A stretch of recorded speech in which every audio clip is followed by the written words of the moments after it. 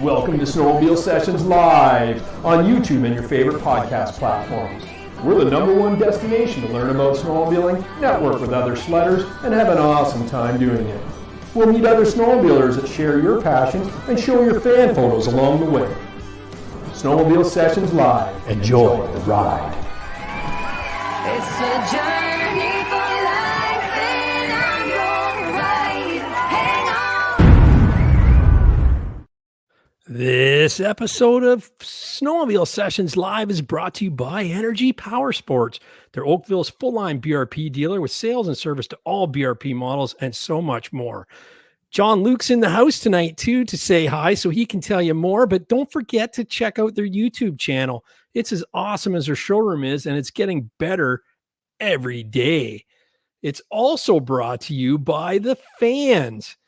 There's a couple fans that help us out each and every episode. They find that little $ button at the bottom of the chat. They hit that button, send us some love and a comment, and you'll be featured on the screen. And also new for season 2 is Fast Track Snowmobile Traction.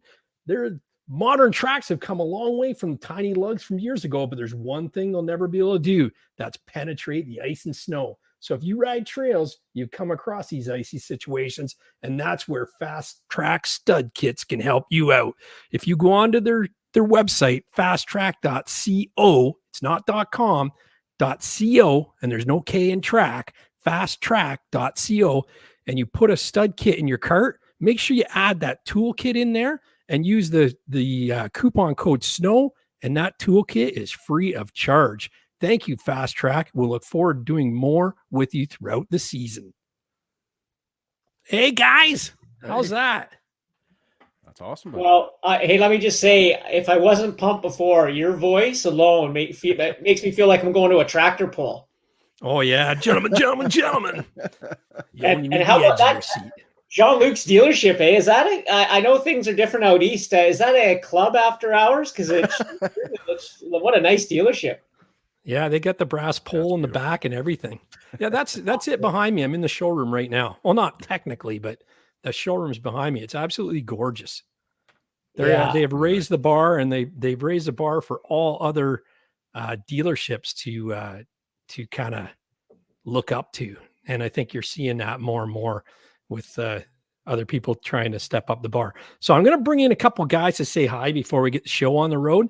And the first is John Luke from Energy Power Sports. We all know and love him. Hey, John Luke. Hey, good evening, guys. How are you? Good to see you, John Luke. Cheers. Cheers, Dave. Well, It's after hours, guys. It's early where you are. Oh. I think it is. And I'm going to bring one more guy in just to say hi, and that's Chris from Fast Track. Chris from Fast Track, how are you? Where'd you go? Hold on. There he is. There. It's always snowing on Snowmobile Sessions, isn't it, Rich? Oh, yeah. This is right in his backyard there, it looks like. Yeah. Oh, yeah. It's a live view. So yeah, you've got some nice things. I didn't get any fan photos from you this week though, Chris. I checked my email and it bounced back. It's probably too large. Oh no. Okay. There you go. That's what she said, right? Standard. So Yeah. give us a little information about Fast Track and what it's all about and what are you looking forward to in 2022? Yeah, we're most looking forward to getting ahead of these supply chain problems. It's a nightmare for everyone I talk to. It's just everyone's pulling their hair out. So we're doing our best we can to get all the product to everyone and deal with these pre-orders and stuff.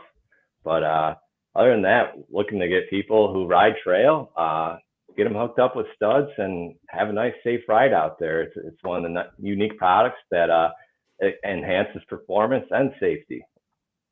Yeah, and how you and I talked a bit earlier this week. How is your studs different than the others out there on the market?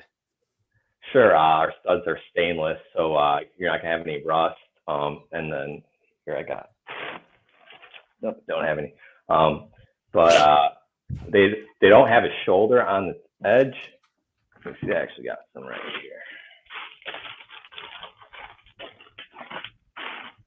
Hold it So nice the and stud close doesn't. to the doesn't have a shoulder on it, so you're able to suck it nice and flush into the track, and there's not a bottom out point against the backer, so you're gonna not be banging up your idler wheels. And we use a polymer backer as well, which is just another fancy word for plastic, and it's a really nice light setup, so it's really easy on the track, and it's gonna last a long time for you. Yeah. Well, I got a buddy that runs them, and he says you can't bend them. He said they like anything if you want to, but yeah, they're built to frickin' last. Yeah, that's good. That's good. Well, thank you very much for your support with the show and stuff, and we'll get you back on and from time to time and keep this thing rolling. Yeah, I appreciate it, Gary. You do a heck of a job with this, and it's definitely what the snowmobile industry needed. No problem. We try, right, Rich? Oh yeah, that's awesome. Thanks for coming on board. It's great. Yeah, great products. Thank you. Yeah, for sure. Here, we're going to put John Luke in the hot seat there. He's going to say a few words too. And Yeah, how you guys doing? Really good to be here again. It's getting a little cold outside, which is a really good sign. But as it was said just before, we're all swimming right now into delays and all these other things that are up in the air right now. But I think, you know what, if I look at all companies right now, Gary, Rich, and Dave, I think BRP is in a pretty favorable position. They're communicating super well with us, with all the dealers, and I think they've got a plan. That they grab things much earlier, I think, than most. But I've worked previously in corporate and manufacturing, and I cannot. There's about 400 suppliers that produces the various parts to make one skidoo. So you got to imagine how complex this is. It's got to be an absolute nightmare. But you know what? It will resolve itself. Yes, there'll be some delays, but I think everybody will be on the trails for the winter for sure this year. That's awesome. That's good to hear. And it's global too, Jean-Luc. It's not just your industry. It's everywhere. It's the entire automotive industry. It's in my industry, the printing business. It's global. It's not just, the recreation industry as well too. So everybody's feeling it. You're absolutely right, Rich. Our neighbor here, they sell fridges, microwave, and all that stuff, and they are experiencing the exact same thing. They have deals with condos that have been erected and ready to go, and they cannot supply fridges and stoves to them. That's right. So it's this, and it's funny because you know what? Over the last year or so, since the pandemic, the consumers thought that this was kind of behind us. But we're feeling the ripple effect right now. It's here now because stuff was on the shelf first. Now the shelves are empty, and we're trying to replenish them, and it's tough. It's very, very complex. You see the car dealerships without vehicles. Mm-hmm. It makes it quite complex to continue to operate.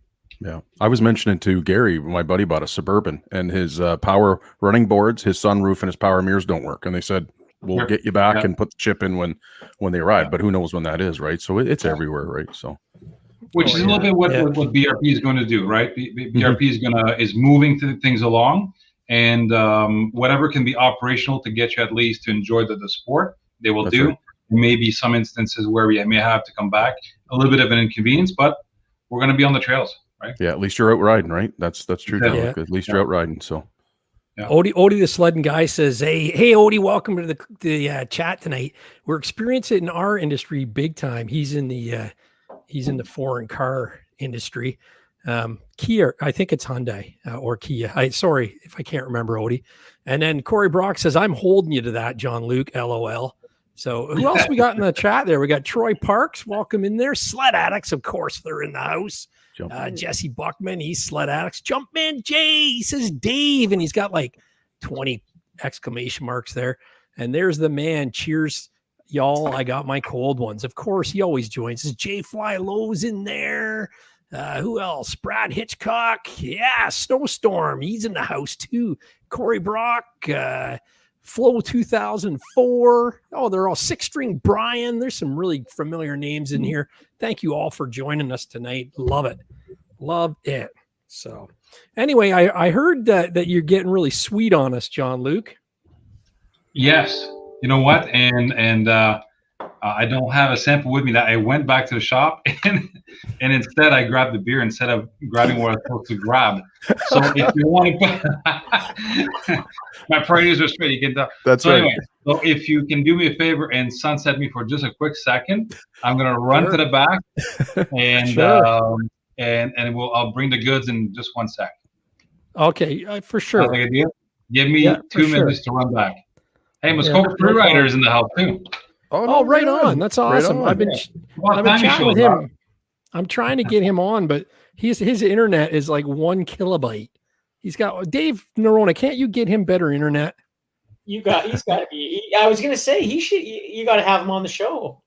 Well, we talked last year, and then he sent me a screenshot of his download speed, and it was bad. Like I'm talking, it was below 5 on download and upload. Yeah. So he's not going to be running anything. He's got to drive to. He's got to go hit the. He's got to drive around Revy and find some free internet. Yeah. There's got to be a Starbucks there or something, right? Yeah. Do it from Starbucks. Do it. Yeah, he should exactly. actually. He can pretend that he's the barista. Barista by night and shredder by day. Yeah. I just messaged him the other day. So I said, do you want to get on and test it? So hopefully he will. And I had a lot of people asking for him last year. So there he is, 1 megabyte up and 1 down. Haha, he says. Yeah. So yeah, we got to get him on before him and his dad head out west. Because they had a free rider. We got to figure that out. Like Tim Hortons. I don't know, McDonald's, maybe not. So, but who knows? But we'll work it out. I don't know. All right. Corey Jinks is in too. There's another familiar name, Skidoo Ambassador. There's Coda Bear Welcome aboard. Yeah, Coda Bear. How you doing, Muskoka? Love the vids. Nice. Sled 519. Seeing all the Sled YouTube stars tonight. Well, he's talking about Rich and I. We're the stars. Anyway, Dave, how's things going? What have you been up to?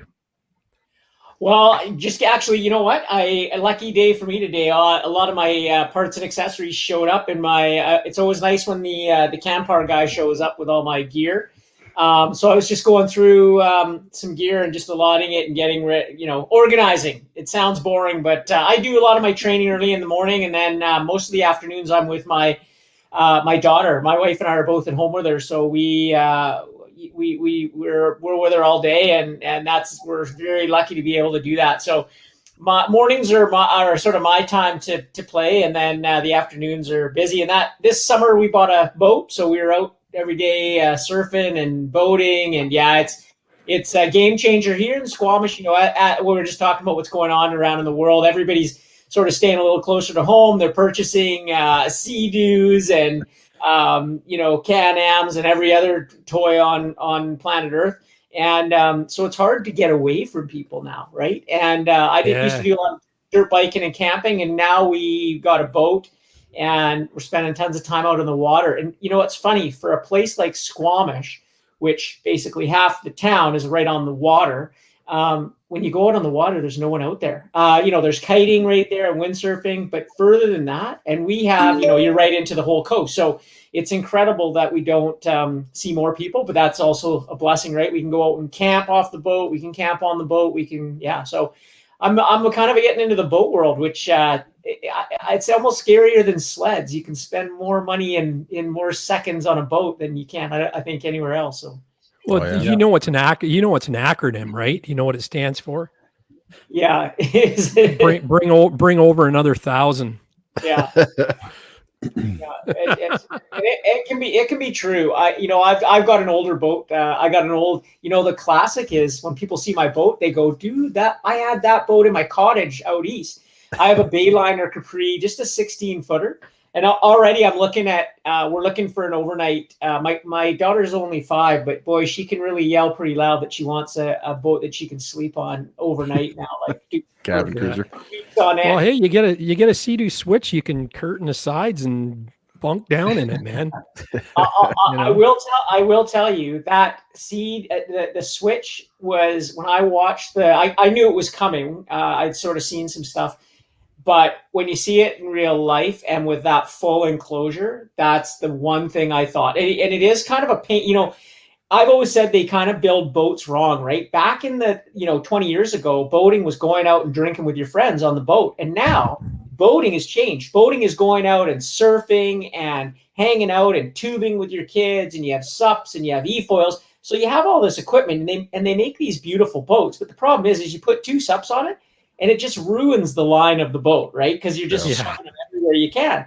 And really, a vehicle like the Switch is where you can have all those toys, and you can just have them right there flat on the ground. People are hanging out, and it's just like a wakeboard boat, right? You want to watch what's going on. So you can be watching what's going on. And then, you know what? Hey, we're going away for the weekend. We throw everything out onto the shore, and we're going to put a big queen size mattress, and this becomes an enclosure. Like, it's a sleeper. It's how you can do this. And I know, Jean-Luc, they're probably like, if every dealer, right, it's like, we're sold out. It's like they haven't even hit the showroom floor. I think they're just going to take, by the how keen customers are, they're going to pull them right off the semi and throw them in a trailer, and they're off to the races, right? Yeah, they're so super fast. And the funny thing is, we have one customer who actually bought one with the enclosure as a bunkie for his cottage. It's a floating That's bunkie. awesome. Yeah, that's a good idea. That's awesome. And it just allows you to have so much fun in so many different ways. And for, everything's expensive nowadays. And so to me, you've always got to have, it's always a great thing when your boat or your, like that Switch can do multiple things, right? It can be fishing in the morning early, and you come back, throw the couches on, and a family thing all afternoon, and leave it that way for, my buddy at the Shuswap Lake, we would go out at 9, 10 at night, pick up all the neighbors and have the stereo blasting and just stargaze. And it's just amazing. Those things, they're so utilitarian, but at the same time, super cool. Yeah. Yeah. I love it. And the price is not outrageous. Like a friend of ours up north, our neighbor just got a pontoon boat, and it's a 15-foot, and they paid like 25 grand for it. It's got a 60 horsepower on it. And then you look at the Sea-Doo Switch starting at 32 with 180 horse or whatever they come with base. That's like not even comparable with and I said to the guy, I said, you get the BRP Link, like, and all that adaptability, like that's worth 10, 15 grand on its own. It's amazing. Yeah. Yeah. But hey, we got something here. We got a Dustin Ingram. I don't have my cash register effect. So yes, thanks, Rich. Dustin, I can't wait to see the #1 snowmobile picks this season. Hashtag. I don't know. I can't read that. My eyes are blurry. XCR Polaris, he says. There we go. Dustin, let's just hope we get to see them before the end of winter. That's right. Well, thank you so much, Dustin. That's awesome. I'm going to put Jean-Luc up big again because I think he's back with some news. Okay, so before you do this, because we're going to get lamb-basted, Jean-Luc and I just wanted to say that somewhere in Saskatchewan right now, there's a 8 or 9 hobos walking around with Blair Morgan t-shirts on. So, did the box get lost? I think the FedEx truck must have crashed. So we're taking care of it. We're just like, I had one in the summertime say, I never got it. So I actually printed him a one-off and sent it out to him. And then I just seen last week, someone commented on the chat saying they never got it. And then Jean-Luc and I were talking and we're tracking, and we don't know where they are. So we're going to make good on it. Just bear with us, everybody. We still got your names, addresses, sizes, and all that stuff. So, we're going to be on the NORONA time though. It's going to be like, a couple of weeks, but we'll make sure it's taken care of. Without further ado, then we can go into this.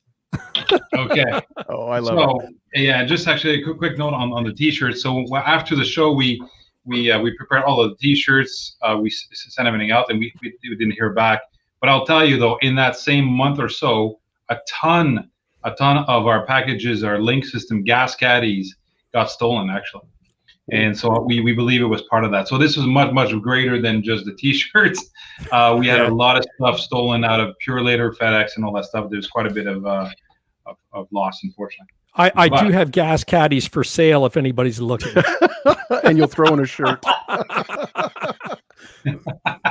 So, Just okay, kidding. without further ado, number one, I want to thank Corey Brock, who's helped me a great deal with this. But a couple of weeks ago, you might have seen some posts on our Instagram and Facebook because we launched this thing here, and That's it's awesome. it's so this is a special local maple syrup here. So tonight we're going to give 5 of those bottles. And I'll leave you, Gary, to gather the information, and we'll send them out. But so we posted that, and I will tell you, we didn't expect this, but we had dealers calling us. Where in the book? What's the part number? My girlfriend works at a dealer. What's the part number? Yeah. It was crazy, but this is our own brew, so to speak, and so we'll award 5 tonight. They're awesome, and Don't forget to say who did the label design. The label design. Well, I'm about to get there, Gary. But thank you for creating that. It looks really good, and frankly, it looks like XPS stuff. It really does. Yeah, that's unreal. Right. So that is but as you can tell, push it. Yeah. The biggest thing I'm proud of that my design is you got to hold it up close so you can see little inset pictures. You got a can of oil awesome. There. Yeah, so the can of oil has like a skidoo and a sled and all the BRP products, and then they highlight snowmobile in gray. So I've got like the waffles, the pancakes, and popcorn, and I highlighted the pancakes in gray. That's awesome. The best part. It's genius, and it's XPS maple syrup. So that's awesome. I'm gonna run that in the 850 this winter. I'm telling you, it's probably gonna get. Is that a wise idea? We have people show up, people call. The folks from BRP. Now I gotta ship some cases. I mean, it became so popular. Really? I called Corey. I said, Corey, you gotta hook me up with some more maple syrup in a hurry. So he came through real good, and so anyway, we got maple syrup being distributed. It is not for sale. In case people ask, we'll be given a bottle to each of the sled we'll be delivering this year. That's awesome. And so with every sled, it's just a token of appreciation. We know everyone's been waiting a long time for this, and they may be waiting a little bit longer, but every sled will get a special gift. Yeah, that's awesome. Hey, Gary, you can carry it where the dash is missing. Too soon? Yeah. No. Hey, Gary, if you can't laugh, hey, well, come on. Can I say something? Yeah. One of the things I love as a passion of mine, never went to school with it, is marketing. And not necessarily marketing from seeing how you can sell stuff. That's not what interests me, is actually the energy behind ideas. And I just want to say the idea that you've done is unbelievable. And you can tell. I've seen it a lot. A lot of reps will go down and they'll have toques and they'll hand them out to the certain people at stores. And before long, everybody in the store wants one of these hats, right? Because it's kind of it's special, and you can't just buy it. You can't just get it. And what you've done, I mean, can you imagine being a customer and getting that, right? And this is what we're talking about when we talk about industry helping and making things happen. It's not the big things that people think. It's the small things that come with a big heart behind it that make the huge difference. And I know for a fact, like if Skidoo did that to, we've done tons of cool things, right? We've given away. And lots of times I tell them, I'm like, if you're going to give something away, make sure it can be usable, right? Because people will sometimes, if you can't use it, then they get mad that you spent money on it, right? And I want to say that product like maple syrup, like who would not use that, right? Whether you have it on ice cream or pancakes or whatever it is. And then, like you say, getting into the details and looking at a lot of people will just go, oh, it's maple syrup. But if you look at it in the way it's presented, and the XPS oil and how it comes with, the boat engine and the whatever, it's such a cool thing. So I applaud you for, and this is the magic of BRP and I always say this, we need to work closer with dealers and people so that we get, because everybody has one good idea. Somebody else has it, but everybody has a good idea. And this is one right here that is a kind of a knock out of the park. And if anybody's angry that they got maple syrup, maybe you could send me their bottle. It's all it is. Well, when they posted it. With everything you just said, Dave, I think I'll probably ship you a bottle. Unfortunately for you, Rich, I can't. You got the wrong hat tonight. Yeah, exactly. What are you talking about? Well, I don't know what you're talking about. I'm gonna be when Rich comes over to the cabin next. I'm gonna come out with my little maple syrup and. Well, thank you. I remember, because I don't like to order the 1 liter bottles, I always go for the 2.5 gallon jug, which is yes. Just remember that when you're filling the maple syrup. Yeah, that's right. Yeah. Well, when they posted it, it was about 2 weeks ago, guys. It Instagram blew up. It was amazing. I was messaging with Gary. I'm like, that was brilliant. That was awesome. That's a good job. Yeah. Thank you. Well, I had a lot of help from Corey and from Gary as well. So it all came about real good. And awesome. So we're still fielding some calls and parts. For the part numbers. It's kind of funny, but anyway, it's been good. But you know what? That's why John Luke is the #1 BRP dealer in the world tonight here. It's true. It's true, though, man. It's there's a lot of bigger dealers. It's a customer experience. That's what it's all about, and it's probably letting the cat out of the bag. But I guess it got everybody's attention, so it was kind of cool to be part of that. So. Yeah. Really cool. But actually, there was a good question here. Troy Park said it's a great personal touch to get to the customer dealer relationship. Somebody asked if the warranty will cover the E-Tech if a guy runs it on maple syrup. Troy Parks asked that. I'll tell you, the guys in oil engineering, they'll have a tough time they can figure out any oil that's been run through a machine, mostly on color, but just from the schematics of what they've tested, and they test every oil. So that would be a cool curveball to watch that come up on the screen. I wonder if it'd just be a big happy guy eating pancakes, and they're like, yeah. Oh, that's cool. So. Yeah, well, that's great. It's awesome to be part of that, and it's good. So I don't know how we're even going to give them away. So that's something that that's up to you. You know what? I've done my part. It's up to you now. We'll have to get up that little wheel. I know I can get it up, but I mean, that's what she said. I can bring up the wheel, but do you have an idea of like there's 59 people in the chat right now? Should I just throw in? Do you want to confirm that, Rich? Like, should I throw in? Fine. Like, are you ready to do it now? And we'll just do 5, and I'll just do some random numbers on it. Yeah, that sounds good. I don't know. Let's try. You're not going to please everybody, bud. So we'll do the best we can here. Oh, I know. I remember what happened last time. That's why I'm kind of nervous. I'm nervous about doing giveaways, man. Like, you know. So what do we got? 59 is the top. Where's the number? Can you see it on? I can't see it on my screen. Oh, I can. It is. Hold on. It's asked me to add. It's 59 on the screen. Where is it there? See if I can find it here. I'm gonna have to find another one. That one's not working. No, that's all right. So, Jean-Luc, is there any particular model that'll be coming in first? That's kind of a like standard. I mean, can you even tell about that right now, or is it still way too early? In terms of sleds right now for us, we already have 69 on ground, but not all are ready to be delivered. Right.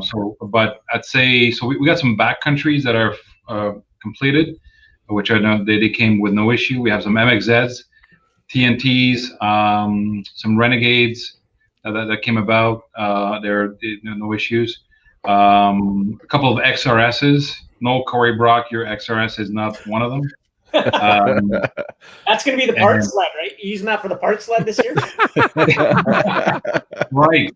Exactly. I thought I was riding on the back of Corey's. That was the deal, wasn't it? We'll install a second seat. Yeah.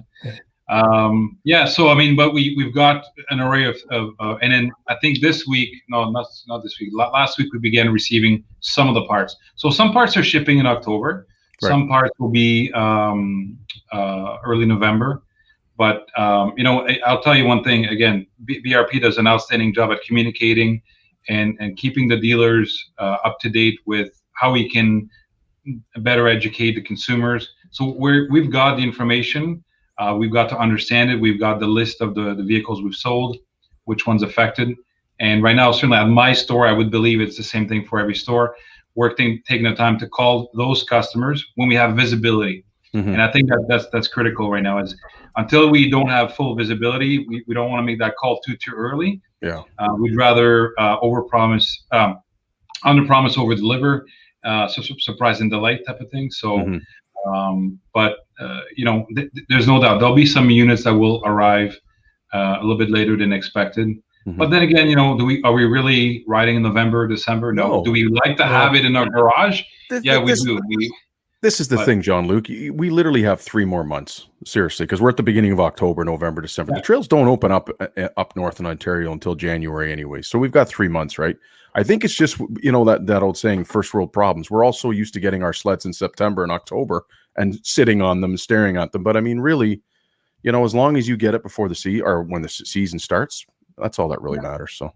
Yeah, and you know what, we've lived it through the skidoo, and ATV is continuing side by side, same thing. There's been some parts, you know, as long as we can get people riding, what we tell them is, hey, your machine's ready. Yeah, we don't have the roof for your side by side, or we may not have this and that. It's unfortunate, it's not what we want, but at least we can get you riding. We'll bring you back to install, but at least go out and enjoy it. Yeah. And if anyone gets really angry, you just throw a bottle of maple syrup at them. Right? Maybe not throw it, but no, for sure. But and then the consumers, you know, if they feel, say that there's a sled coming out too late for them based on the matrix we have, they'll have a choice if they want to defer to a 2023. That'll be an option BRP will allow them to have. So, you know, I think they've got a lot of solutions. They're a company that's all about innovations, ingenuity. And they're really trying as best they can, given the circumstances, to be as consumer friendly as possible. It's not easy. It's not easy what they're doing. No, for sure. And it's a little bit tighter stringent if you think about it. It's the one sport that really is totally reliant on the weather, if you think about it, right? Like summertime, you have a dirt bike or a motorcycle, you're okay if it rains a couple of days. It doesn't prevent you from going out. But unfortunately, with snowmobiling, you got cold weather, the snow, and the trails to set up, and then it's limited time. So it is a bit of a difficult sport to wait on, and when you're you know, buying that. But like I said, everybody's experiencing it. All the manufacturers experiencing it. It's not just one or the other. So and I think to compound the matter, what's happened last year, and we talked about this towards some of the last episode when we were doing the spring orders. If you recall, I was telling you, like, oh my God, like, you know, things are on fire, and every manufacturer experience, I think, a huge growth because people have been at home. They're looking for things to do. I mean, for us here in Oakville, we probably, I'd say we have about 40% of people on the skidoo segment on snow that are new to the sport. It's huge for our sport. It's fantastic. It's great. That's awesome. But that's pushed a lot of production and literally sucked up all the parts and just the complexity of assembling a unit. I think it surprised every manufacturer. I don't think there's a manufacturer that was underwhelmed with the number of orders that they got. I think they're on the contrary, they were much more overwhelmed, and now they had a puzzle to try to fix. Good news is they began fixing that puzzle, you know, months ago. It's why you know, the spring orders ended early, and they got to work very, very quickly. Yeah. No, it's for sure. It's a good thing to be in, right? If you think about it as a business, unfortunately, due to the global circumstances, but it is awesome to see so many new people getting into the sport, which is awesome. I think it's going to be great for the sport. Yeah, I mean, I think there's a huge aspect about you know, education. We will need to educate people. There's a lot of people come in here and they say, hey, my friend, I have a bunch of friends who ride XRSs, 850 and so on, and so we asked them, you know, have you ever been on the trails before? No, I've never owned a snowmobile. Okay, maybe 850 may not be exact, or, you know, they want a turbo, or they want to, you know, they're here in Ontario, they want a 165, the longest, biggest. The turbo is not for you. It's not. Let's crawl before we learn to walk and run, right? So. Right. So there's huge aspect of education, and I think certainly here in Ontario, the OFSC, you know, is offering a lot of courses and and we try to push people towards that. It was the same thing in skidoo, same thing on ATVing. Really, those new entrants really need to get educated and learn about those products, because they are very, very much powerful. So. Yeah, that's good. Now, Dave, can you say you've seen a huge growth out west too as well? I imagine it's been everywhere. It's not just, the flatlanders for snowmobiling, right? Yeah, I mean, in every aspect, from sled skiing, snowboarding to sledding, it's off the charts. It started last year, even the year before. More people are switching over if they toured or skied before. It's harder to get on the mountain. Mountain's busier than ever. And people are shifting and using sleds to access, and then that turns them on to sledding, and then they get back there and go, wow, this has been going on for how long? Yeah. And, I will add on to the, a couple of years ago, I was in Austria at the Rotex plant, and, I got to meet, and one of the guys there became a really good friend of mine. And he manages all the parts for the engines. Okay. So this guy, he has it, and his team organizes putting together the engine. So you can only imagine, and I know Jean-Luc tapped on this, is like the parts of each engine have to either be made, they have machines that they have to make them, and they all have to come together at the right time so that all the parts arrive for assembly on the assembly line. Right. And when you watch that happen in the orchestra that they have over there, and then what they have the same thing in Valcourt where they build the snowmobiles, it's unbelievable that they can even do it year to year, let alone in a time of what's going on right now where parts are just really hard to get to. And, if you've watched any of my videos, it's really, and I've always been this guy, is get into your dealer when you order your sled, get one of those catalogs and itemize all the lists that you want right now and give it to your local dealer so they can organize, because you have to understand also, as a local dealer, they're buying millions of dollars of sleds, Sea-Doos, ATVs, even if it's winter, that's when they're thinking about summer. Right. So when they have to order and then pay for this stuff, it makes it really challenging for them. So the best thing you can do as a consumer is give them your list of what you want, because now instead of ordering 20, they might go, look, this is going to be, everybody wants this. We're going to order 80, because they don't want 50 sitting on the shelves. That takes away from capital that they can use to have other stuff. It also takes away from space and money to buy other stuff that people really do want. So I've always been a big proponent. I've done that from years. For in anything that I purchase is I go in there as early as I can and I make it known.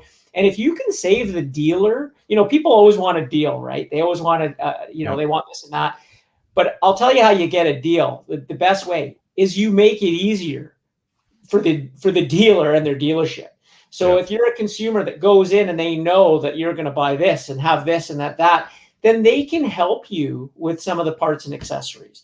And they're willing to do that because you're helping them. But if you come in at last minute on I need this, and this in a shop, right now, seriously, if they're out of it, deals don't happen because you either buy it or the next person will. I mean, it's interesting to see, because KTM was like this for a long time. Remember, if you wanted a 300 XC or XCW, two-stroke dirt bike from KTM, it's like if you saw one on the showroom, you bought it right there, because there were four guys probably driving from wherever to get that.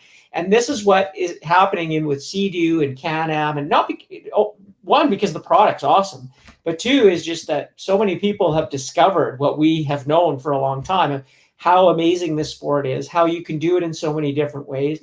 And above all, the fun that you have that you cannot get any other way. I mean, I've skied all my life and I go to Whistler, one of the best mountains in the world. But half a day out on a sled is better than a whole season skiing on Whistler. It just is. And from the ambience of where you are to who you're with to when you look around at the silence around you, right, and what you see. And I'm sure it doesn't matter if you're ripping trails at 100 miles an hour and stopping at restaurants along the way and camping overnight and doing super cool stuff there, or you're going only 50 kilometers and you're up in the mountains stuck upside down. They're the exact same experience. They are truly what drives us. And at the end of the day, when you're sitting in the bar with your friends, I can't wait to do that tomorrow, right? And that's what we're talking about here. So the sport is only ever going to go up. I think it's great that we have people that are doing more videos.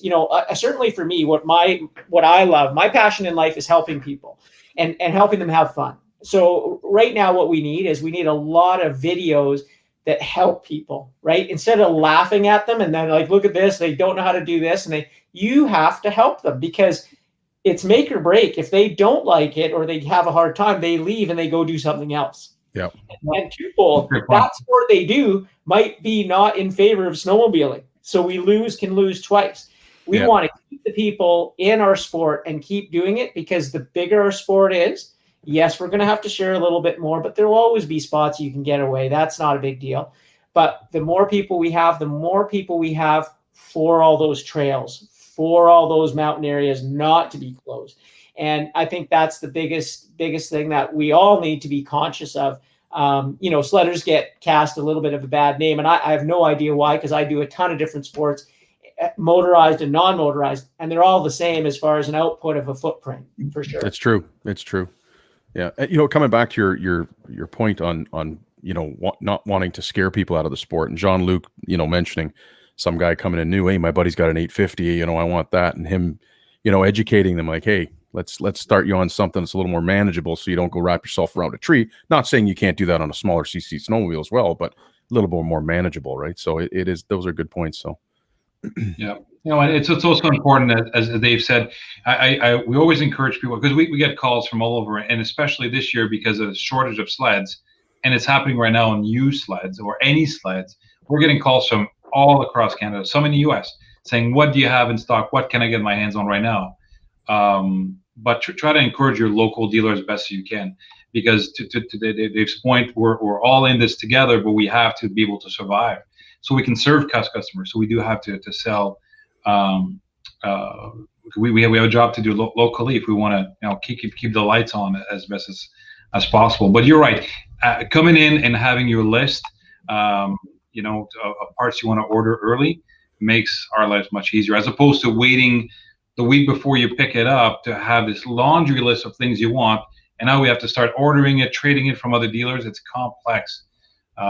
It helps a lot for sure. Yeah, no, it's true. Good point on that too, because I ordered the skis that I want, the gripper skis. They were on back order all last year, so I ordered them in the spring, and they just came into stock, and they're at my dealer now, so I'll go pick them up. So that's a good point.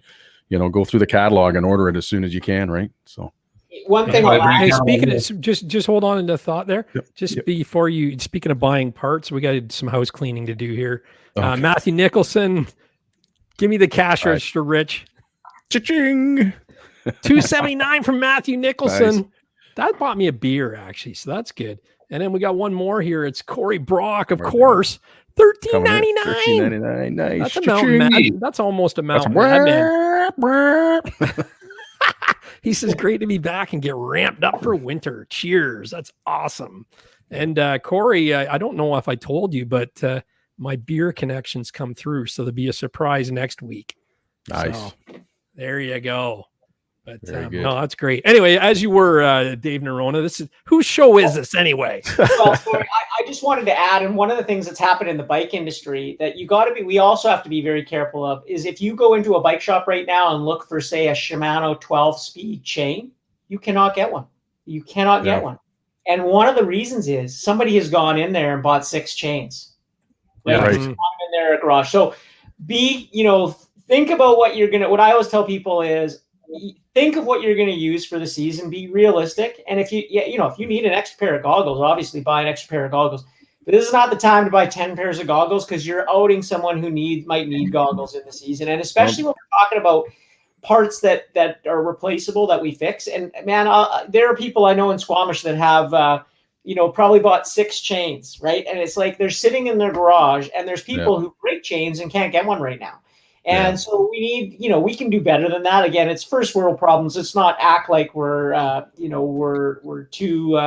snotty nosed little kindergarten kids here. We should, there is a little bit of our part that we have to do too, is being aware of what we're, if you can help people out, if people need parts and you have some parts in your, hey, just sell them at the same price if you got it, or return it to your dealer, let them sell it, whatever. We can all take care of each other. this is how we get through it, because I'll tell you, it is a ripple effect. We haven't felt we haven't turned the corner yet. I guarantee you that, right? Because this is the backlog at the beginning. You know, like I said, we had stuff on show. It's not to scare people. It's just to remind them. You know, I'm in the bike industry in the summertime for sure, for riding. 2 of my bikes that were supposed to show up in May and June did not. They just showed up 3 weeks ago. So I had to ride a new bike, but it was it's not the way I normally do it. And it's like you realize, okay, this is a difficult time in the industry. This is how it's going to work. And I kept doing my job and helping doing this, and we'll all get through it. It's pretty easy. We have it actually really easy. It's just, we just have to be a more understanding at your dealership, talking to people. And I agree. I concur with what I've seen BRP do in the 11 years I've been with them, is always top notch. It may not be what everybody wants, this immediate justification, and everybody's going to be different. And the way they're handling it is going to be that. And I think everybody at the end of the day will be happy. And there will be some people who will get their sleds later than they anticipated. And what I say to that is, I'm not saying I don't wish that on anybody, but you have to really think hard. Is that, do you want it? Because who knows what's going to happen next year? How hard it's going to get stuff. So as I said, I got my bikes now, and it's the fall and raining, and I'm on my new bikes going, this is the best, and I don't care. Come spring, I'm not waiting for a new bike. I've got my bikes all set up, and as soon as the riding starts, it's go time, baby. So guarantee it might suck for some people right now when their new sled shows up. When it does, then they get to relive that excitement that everybody might have felt 3 weeks or a month before. Now they're in the spot like, I got my new ride. It adds the flavor, and it keeps the energy high throughout the season, which I think is a good thing. So, I think we'll all those things are really important at this time, because, and it's, my sled might be late too. Everybody thinks that, hey, mine's on a special shipment that comes out and whatever. And I'd like to say that they'd be right. No, but they're not. Mine comes in and I rock with everybody else's. And hey, last year, and many people don't know this, is, I rode my 20 and a half because I felt I could go with one new sled and reuse my 20 and a half, and it would save. They could save a cut. Another customer could get a turbo. And BRP was at first like, well, this is amazing. This is something we're going to look into, because also used sleds, our sleds, because we put lots of kilometers, need a certain amount of money put into it, just to look after it. And so is it worth it? And we did that. And, I think consumers, at first they're wondering why. And, everybody in BRP is always working to make other people's experience better. It's not about, hey, we can get this and do this. And that's how one of the reasons I think I work well with BRP and everybody in them, because I touch on a lot of different places within BRP, is because that's how I work. I'm not for a free ride. Never have been. And sponsorship has been my job since I've been 18 years old. And so I've been doing it a long time, and it's never been, what can you give me? It's always, if I can't earn you money, I don't want you to help me. I do not want you to help me. And I had lots of friendship sponsors that turned to friendship, and they were like, we don't want to let you go. And I said, hey, if I'm not helping you, or time is shifted to do something else, it's that's extremely what you want. And this is an industry that we're setting, we're doing different things and trying different things. And this is all, so we can help other riders get out there and have more fun. And the way I looked at it is, I was getting a free ride, and I was like, you know what? I kind of like my 20 and a half. It's got the limiter adjust strap that I'd have to put on the free ride, and all these things and it's already set up, and I love it, and it's ready to go. And I wrapped it so it was new, and put on a few new things. And hey man, I made it through the season with that. And that's good. That's good. We need more people like that, Dave. And that's what's going to help everyone get through this right now, right? Is everyone thinking like that instead of thinking of me, right? Think of the big picture, right? Yeah. So, And you know what? Yeah, Rich, you know what? I mean, just to back to what Dave was saying, there's a lot, obviously it's not really a secret, but there's a lot of executives, all the staff at BRP have the opportunity to take a unit of some sort, skidoo switch, whatever it may be, and sleds. But in so many instances, when we got into a pickle with, I don't know, a sled was going to arrive late or a unit was going to arrive late, they're the first one to put their hand up and say, I'll give up my unit. If if that means satisfying a customer, they can't always do it. But oftentimes, I'll tell you, we were able to satisfy someone because we scored a unit to help a customer because their unit was down, or for whatever reason, something malfunctioned. They replaced it quickly. They're really outstanding that way, for sure. Yeah, that's good. That is good. And I think you guys touching back on the chipset being the big shortage around the world globally. What I'm hearing is happening next is going to be rubber.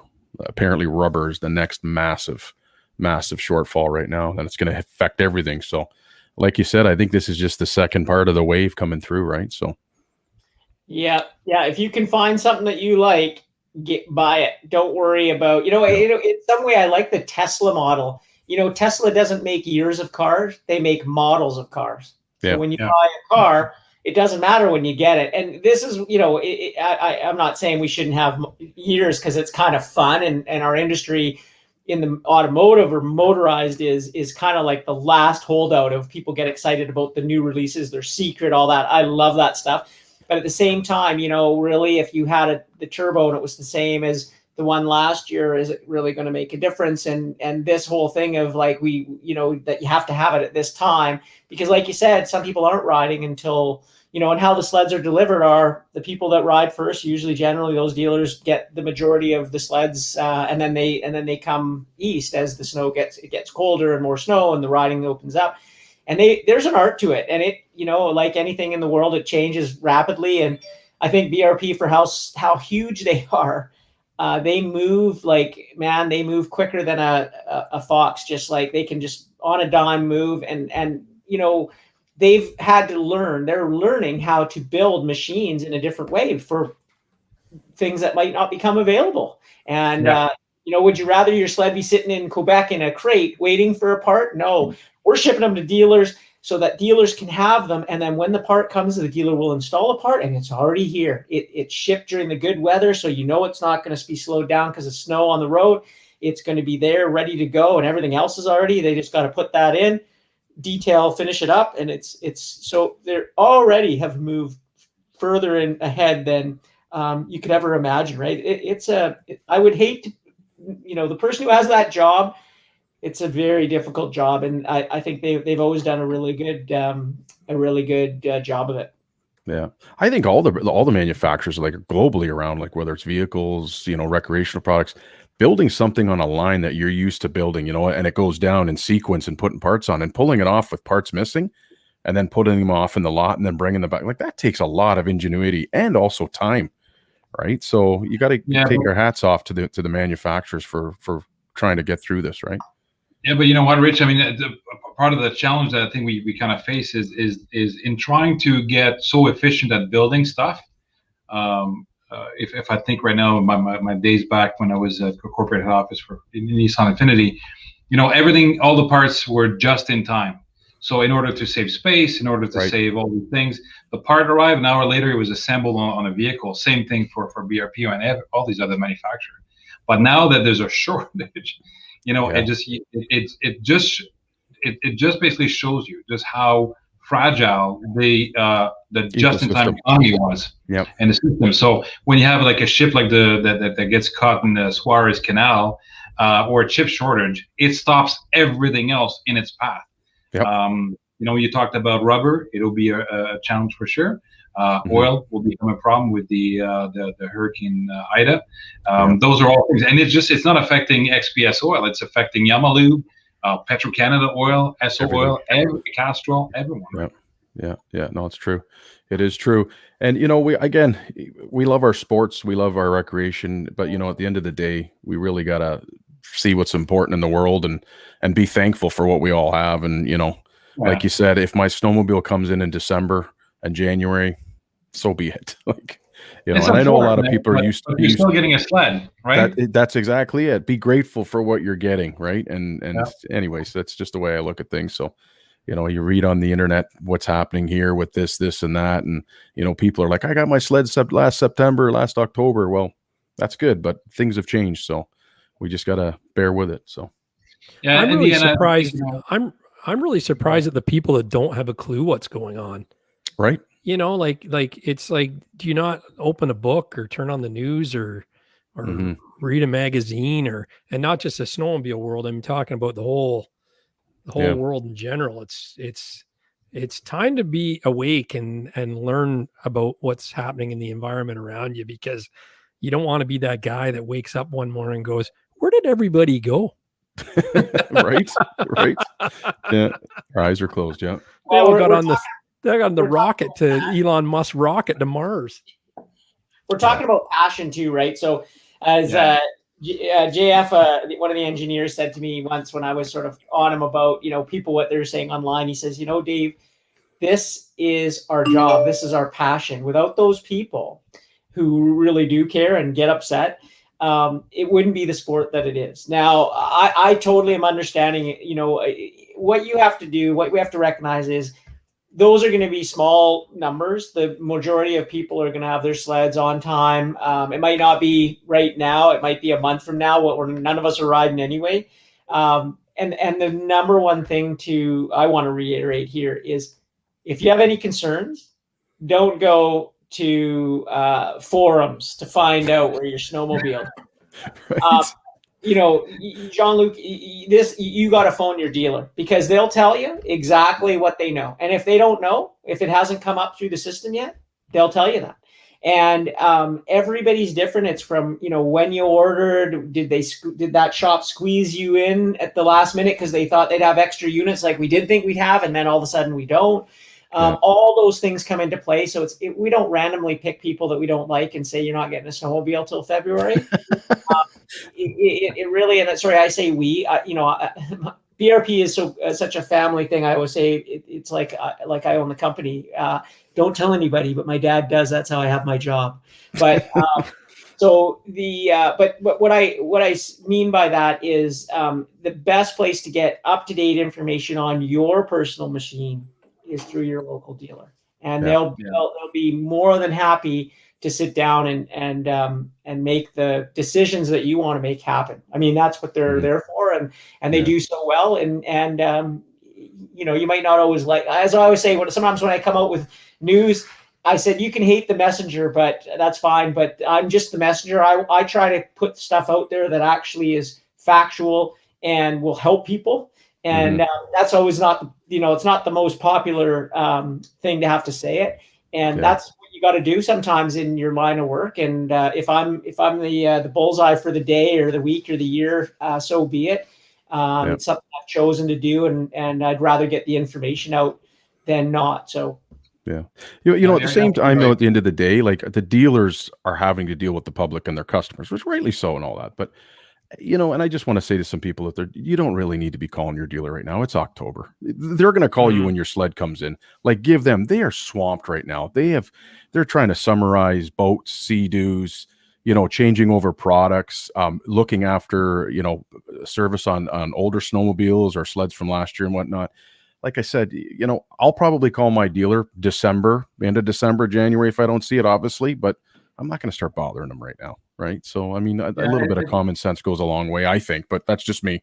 But I think you're bang on, Rich. And on behalf of all the dealers, I think we would all appreciate it. Listen, the BRP, you're right, Dave, is not picking Bob Smith and say, Bob this year, he's been calling too often. We don't want to satisfy him. It's not how this works at all. In fact, when you put in your certificate and when you put your spring order, it is in that order. And so then it goes into a much bigger matrix depending on what you've ordered. And it'll fall into place in an appropriate amount of time, given actually the complexity of the production. But there's not one dealer that doesn't want to make you happy. And I'll just refer to this. Coming from the automotive industry and coming here to own a store now, the one big difference that people always ask me, how different is it from the car business? Well, it's not. It's much the same, but it's very different at the same time.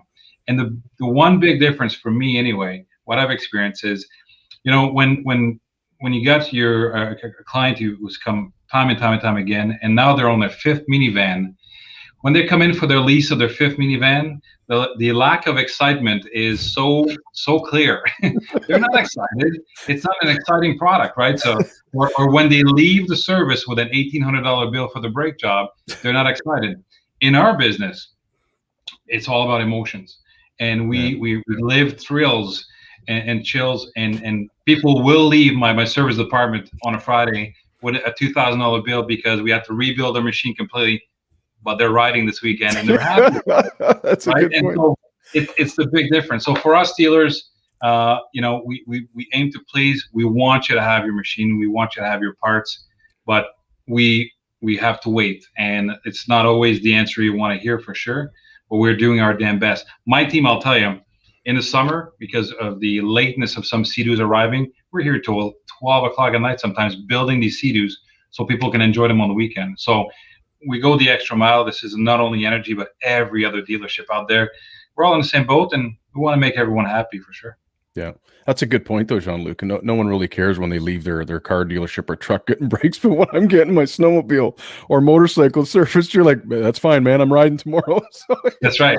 Yeah, you're high-fiving the service guy. You're high-fiving them. Thanks. Yeah. Yeah.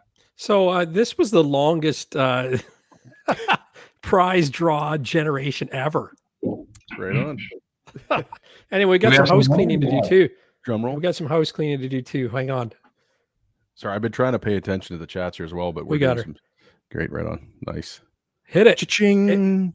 Great. Brewster, I got your next Nice. beer. Gary. Thank you. $5. Beautiful. A 5-pounder. Thank you so much, Bruce. That's awesome. Really appreciate that. Yeah, so anyway, we had 59. We're up to 72. So I think what we're going to do, Rich, is I'm going to throw 72 in the generator, and we're just going to count down the list, right? So if it's like 12, we'll just count down from the top of the chat down, and Sounds good. good. And if it's a repeat, then we'll skip it and go down the next guy, right? All right. And if it's Jesse Buckman, we just totally skip it, right? All right. I've got it at the top. I'm here. only kidding. Jesse wins everything, doesn't he? Yeah, him and Okay, Coda so make 74. 74. No, it's not 74 yet. Here's Okay. it's 74 people. So first number is 35.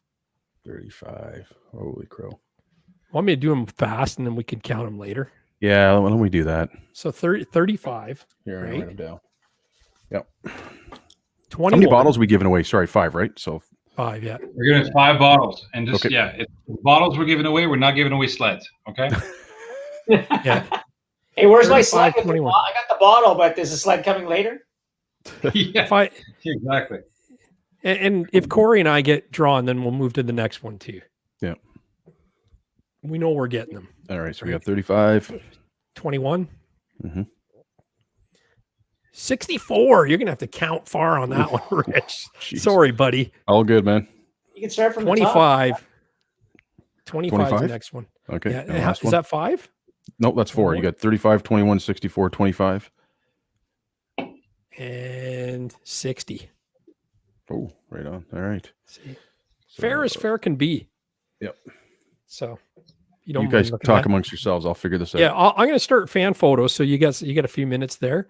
But thank you so much, Jean-Luc. That's awesome, and thanks for joining us on season 2 as well. Becoming our key sponsor, we really appreciate that, and we're looking forward to more stuff. When you get news, let us know, and we'll feed it to the general public here. These are the only snowmobilers that matters, the ones that are online right now, listening to this. Well, there'll be lots to talk about this year. We'll be trying the new Mach Z. So that should be a lot of fun. So we'll have to do a Snowmobile video here. on that here. Yeah. Yeah. So Snowmobile, yeah. That's I can't wait to I can't wait to hear the sound of it. Dave, did you get to touch it at all, or? No, I haven't, but it would be cool to see you do launch control right out of that beautiful showroom. Yeah, we'll have to open both doors. That's Definitely right, over yeah. both doors. Yeah. No, if I can get on it like I did the links, I'll treat it just as nicely as I did the links. I'll write it to then we won't do that. manufacturer specifications. Yeah, cool. But no, I was very, very fortunate to get on the links this spring, and that was a riot of a day. So when we get the mock out, though, let's spend some more time together with it. Yeah, so we have a few demos that will be coming out. We got a Mach Z. We have a Lynx. We're gonna continue with the Rave. Apparently, it's not Rave. It's Rave. So Yeah, it's raw bay. I'm Yep. pronouncing it the way they want me to pronounce it. We'll see. We might put a boondocker on. I'm curious about that one. But I mean, it's not really for the trails down here. It's much more for what Dave would be doing, and then we got a Renegade as well that we'll be putting on. So yeah. Well, I'll take the boondocker out to see Dave, and we'll go to Grizzly Lodge, and we'll just work up a game plan there, right, Dave? Sounds good, buddy. Dave is going to host us. I have an idea, but anyway, I'll talk to you guys about that some other time. But Dave, you're going to be hosting us at some point. I love it. I'm all in.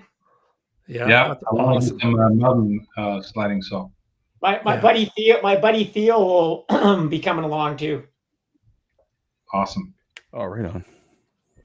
That's cool. So, okay. So we did the maple syrup. Someone said bottles of what? It's maple syrup. Show that bottle again, John Luke. Hey, seriously. All right, I've got him, Gary. You want got to do him him now or wait? Yeah. Well, Hey? Just hold on. I can't figure it. There it is. Look at that. Nice. That is awesome. XPS. Okay. Yeah, Okay. great Rich, article. I'm gonna put Rich big. Okay, go ahead. Drum Okay, roll. first one. Jacob Gardner, Jumpman, Brad Jumpman Hitchcock, Jay. and another Troy Parks, and the last one, Sometime Is Now. Right on. We love all those guys. We love that's everybody, good. but those are Awesome. big players in this. Top shelf shit, Jumpman Jay says. That's good. He's excited. Yeah. He'll send us fan photos out on his sled with his girlfriend drinking that syrup up out of her belly button. That's awesome, John Luke. Thanks, man. What a great giveaway for the first show. that's That's awesome. Thank you. It is. That's cool. So, no, that's great. Sometimes is now is excited. Jumpman Jay says, "Yeah, buddy." That's cool. That's cool. Anyway, we're gonna go right to the the fan photo. So, bear with me here. It's gonna take a bit.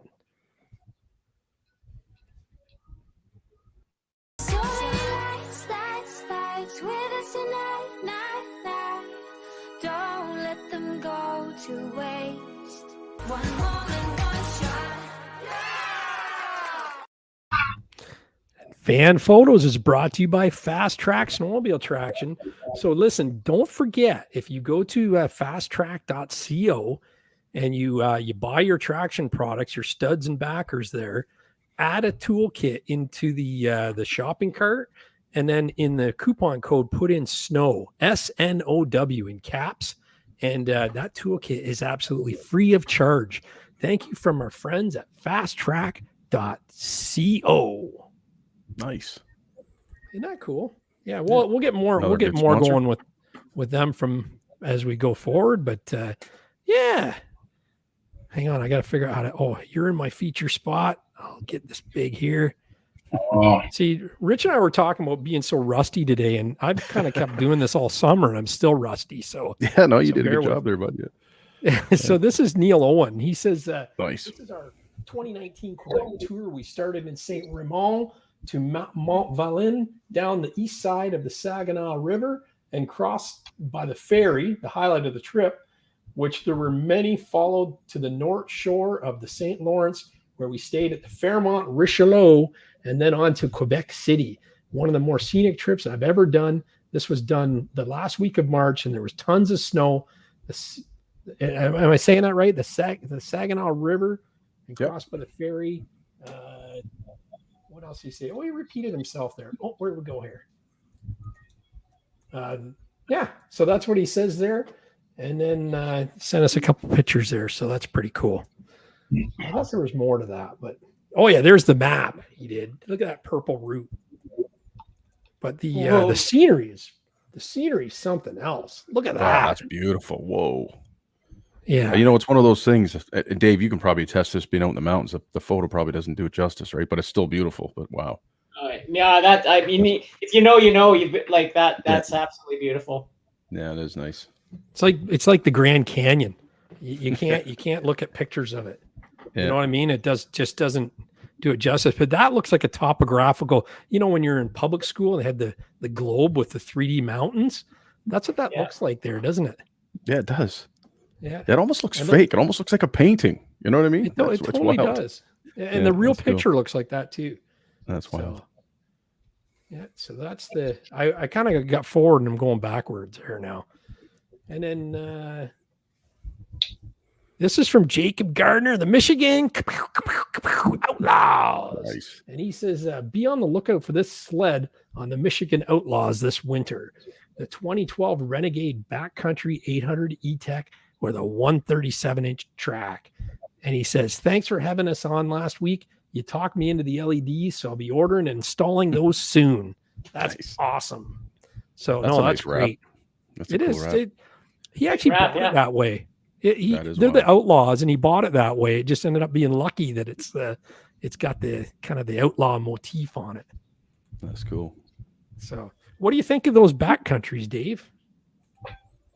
Oh, well, I haven't ridden too many, but I've spent a little bit of time, mostly if I'm riding and I jump on somebody else's sled, I've spent a little bit of time on the backcountry. I mean, it's hard to go anywhere from what I'm used to, unless I'm out east riding trails. Then, I want to ride an XRS or Mach Z or something like that.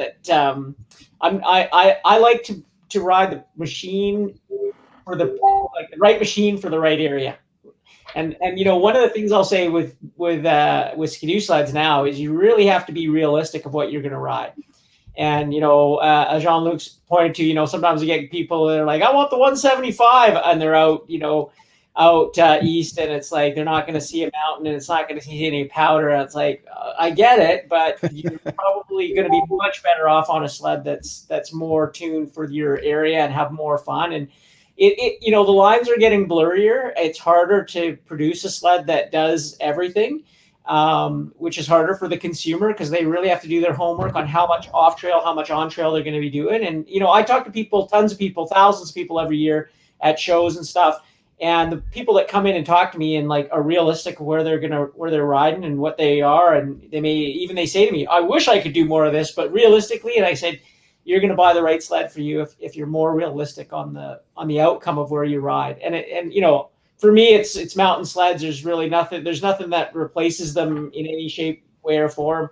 We don't have very many trails, and the trails that we do have are not groomed to perfection as they would be out east. They're just to ease the whoops to get to the mountain for sure. And so I haven't spent enough time on those, and hopefully in the future I'll get to do more riding out east. And I like going out east and riding and experiencing something different. I've done a little bit of it, so I hope to do more in the future. And then I'll have more to say on that. It's always hard sometimes at heydays, but we get tons of mountain riders there. But I always, if I get quizzed on something on the trail side, I always pass them off. We have such a great ambassador For every area. Exactly, for every area, and so many great people that we brought on that are experts in that field, and that's what's so great about having additions to our team for sure. Yeah. Jean-Luc, I got to ask you, have you had, and you maybe have, because I've seen it on some YouTube videos, have you had Flatlanders order a mountain sled? Okay, so I'm going to tell you something crazy, but we have this year, I think we're delivering 3 165. Yeah. I don't know why, but we are. And I think there's 175 and several 154s. Wow. And but a lot of these guys, what they tell us anyway, is that they go way, way north, up in Ontario and Quebec, or they do 3 trips a year to BC, which is the only place where really they can really truly appreciate, I think, that this machine. I don't mind selling them. I love the look of it, but it's always funny when you have that long sled in the showroom beside an MXZ 129, and then the consumer says, "That's what I want. This is huge. I love that." Well, no, it's not for you. But you know what I mean. To each his own. You just can't go by looks.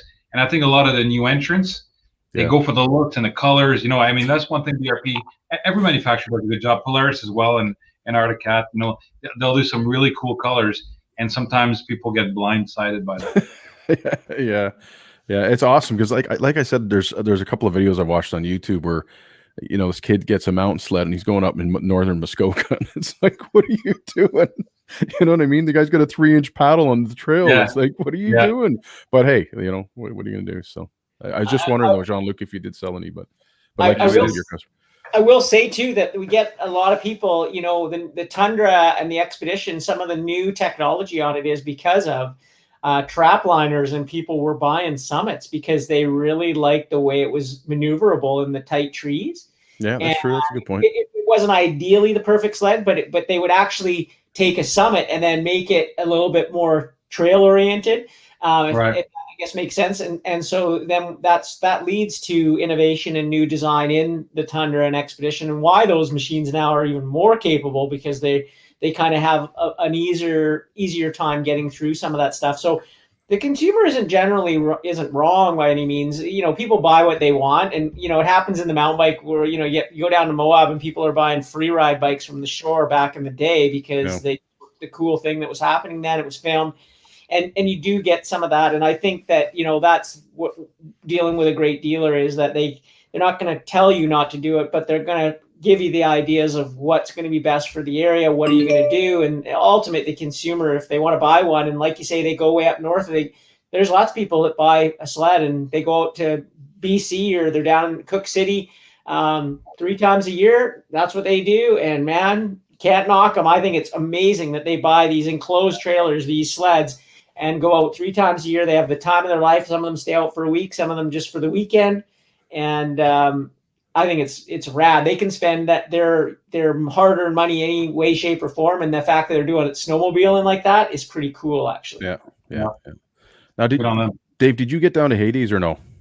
I did not. No, it was a little bit of a gamble crossing the border and all that sort of stuff. So we have so many amazing ambassadors, and I thought they did an incredible job, especially for some of the new people that are on our team.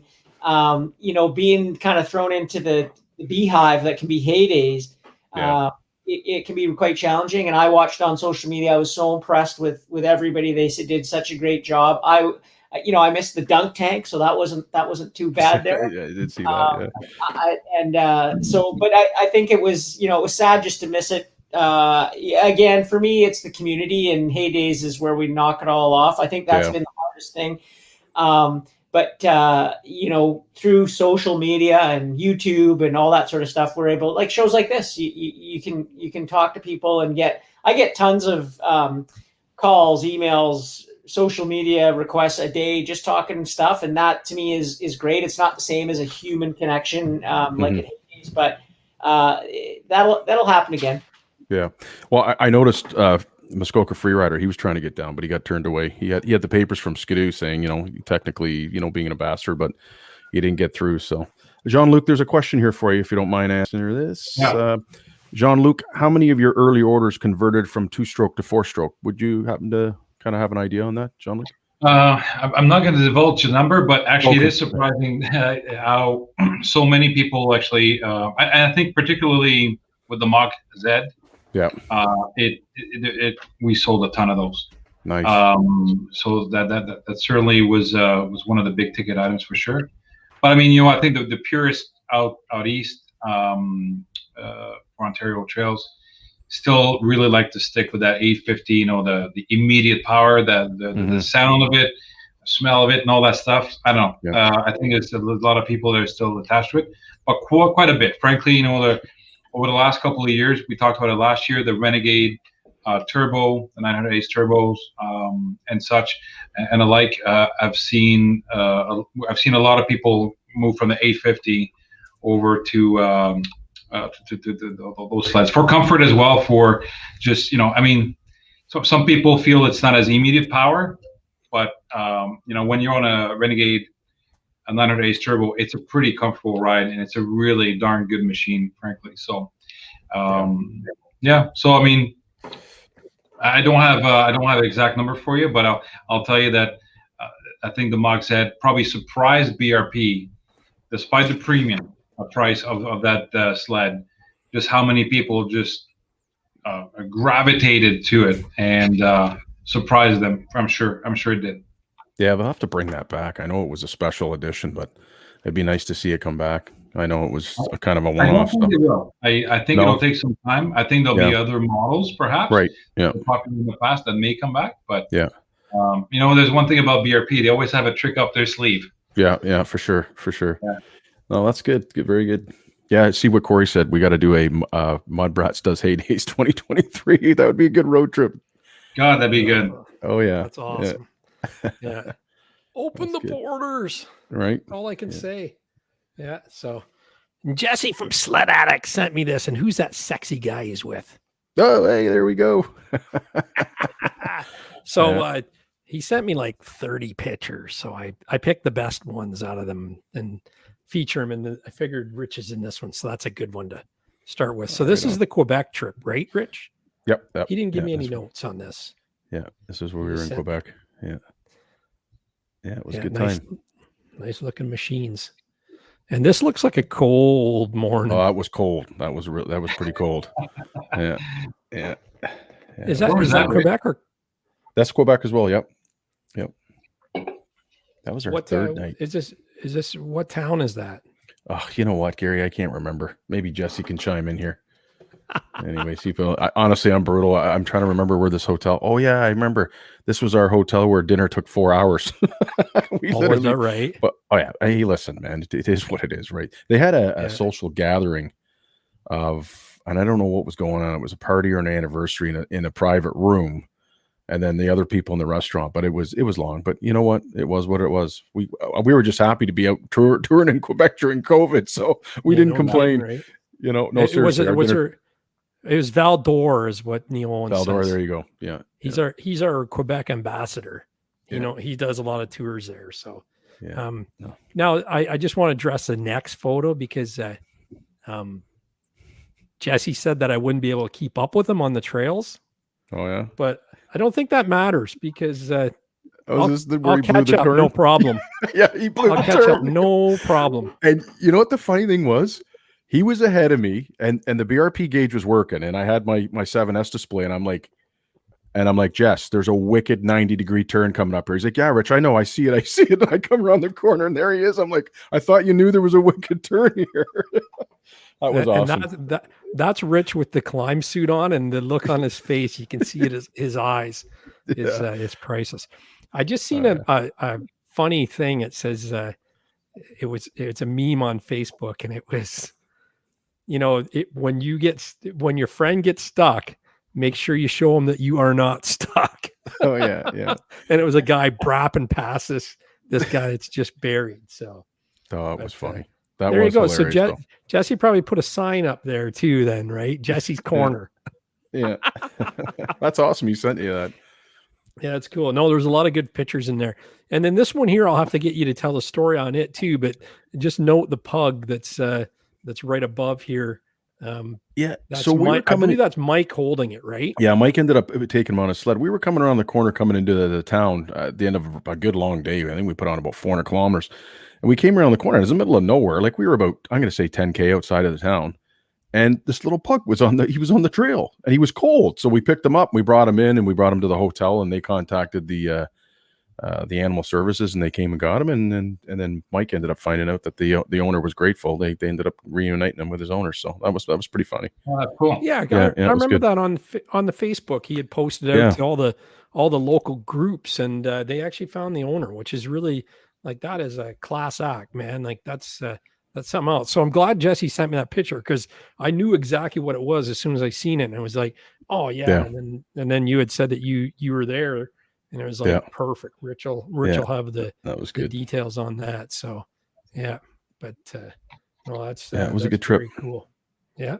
And then this is his truly Rich Outdoors right here in Cochrane. Yeah, that was the last trip of the year I did with Colt. I was a Polaris ambassador, and we went up there and we left. I'm not kidding you. You guys may remember this, Gary. We left. It was 17 degrees in Port Perry.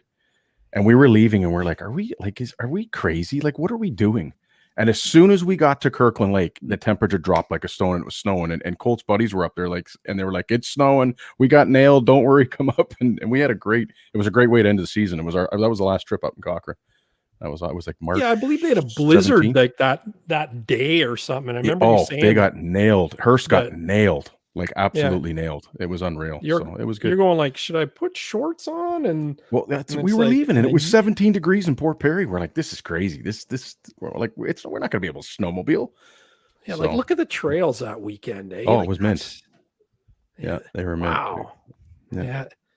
Yeah, It's a that's good the thing. time. You never give up, man. It's there's always But I see a snow. lot of 4-strokes, and this is what I'm thinking, John Luke. That's why I was saying I think I'm going to keep a 2-stroke and down the road get a 4-stroke for like Cochrane and Quebec trips. Yeah. Because a lot of these guys we ride with, if you look, they're all, and it's nice when you're on a long trip. You don't have to worry about oil, right? Yeah, that's huge for sure. Yeah, there's no doubt about it. It's the 850s are fun on these trails. Like, don't get me wrong, but you're having to worry. Like, it was awesome. Like, just when we'd stop at warming shacks in Quebec, we literally contacted a skidoo, a BRP dealer, and a Polaris dealer, and they dropped. We paid for the oil over at a warm up shack, and they delivered the oil to our hotels when we showed up. So that's the kind of downfall of a 2-stroke. But I mean, you talk about amazing service from dealers. Like, they were literally like, yeah, no problem. We paid it with our credit cards, and they literally had the oil delivered to the hotels. So That's cool. Yeah, it was good. Yeah, it's wicked. It's good to see, right? Yeah. And then look at the snow here. Yeah, that was when we were heading out. Yeah, it was just, it was a whiteout. Yeah. So you got some fast sleds in that pack, huh? Couple. Yeah, there was a lot of Yamahas. Yeah. It was good fun. It was a good time. Pretty wild. Yeah. And this looks awesome. Cold. Lots of stuff. Yeah, that was that day when we were heading out. That last photo I should have sent this one first. This is when we were leaving the hotel in the morning. It was pretty. And I took my windshield off because it was 17 degrees. I'm thinking it's going to be mild up there. So I left my windshield at home, and it was cold. But it was good. It was all right. Yeah, it was good. That's funny. Oh, yeah. Yeah. Oh, that's great. Yeah, those sidewinders lots are nice. of snow. Yeah. Yeah. Now that's Colt Sled, not Nuns. That's Colt right? Sled. Yeah. That's his VR one. Nice. He's got an XCR coming this year too, as well. So, but perfect. Yeah, it was good. So, are you gonna miss the 146? You know what, Gary? That was my second assault, and I agree. I enjoyed it. I loved it. I loved the uncoupled suspension, the way it hooked up and that. But I'm looking forward to the trail sled. Like I said, I'll hold on to this one for a couple of years, and then I think I might be leaning towards a 4-stroke, but we'll see. That's cool. We'll see. That's cool. This is a Sled 519. He sent me a video, so I just screenshotted from it.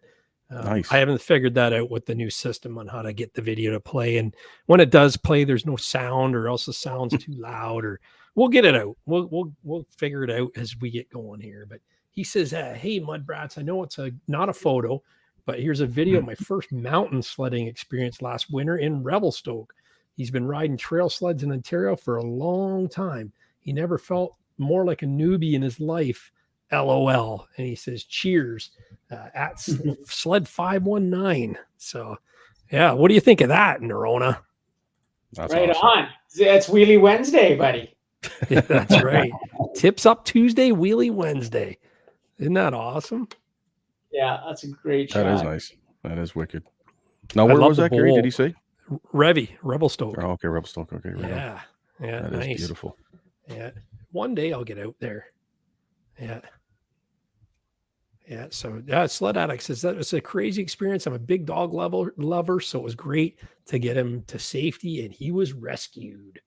So that's good. So, but yeah, thank you for sending that in. Sled 519. That's a new name on the show, which is always good to have new people on there. If you're new in the chat, just shout out, say, hey, I'm new here, and let's have a look at who hasn't been on the show before. But Wisco Sledhead's a big fan of us, and he says, hey, I know it's not a photo, but no, he didn't say that. He said that it's probably on the next one. He said something about he's excited about winter coming. He bought a new trailer, is what it said. Awesome. I don't have the text in front of me. And he got lucky because there's another product that's short in supply is trailers. Oh, you're telling me, man. Like it's, I know Mr. Brock's waiting for one.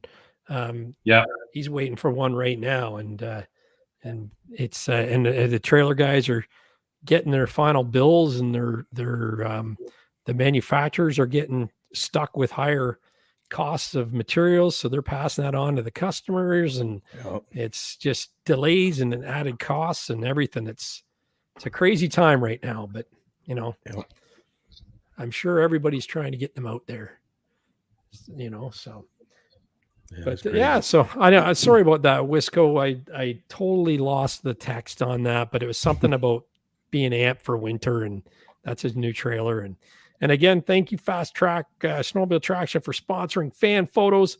And for next episode, send your photos to fanphoto@mudbrats.com. Don't send video though; it jams up the email, and then no one else can get a photo in. So it takes a while to get them. There's instructions in the description of this video that tell you how to send in video links if you've got them. But other than that, we'll just keep moving on here.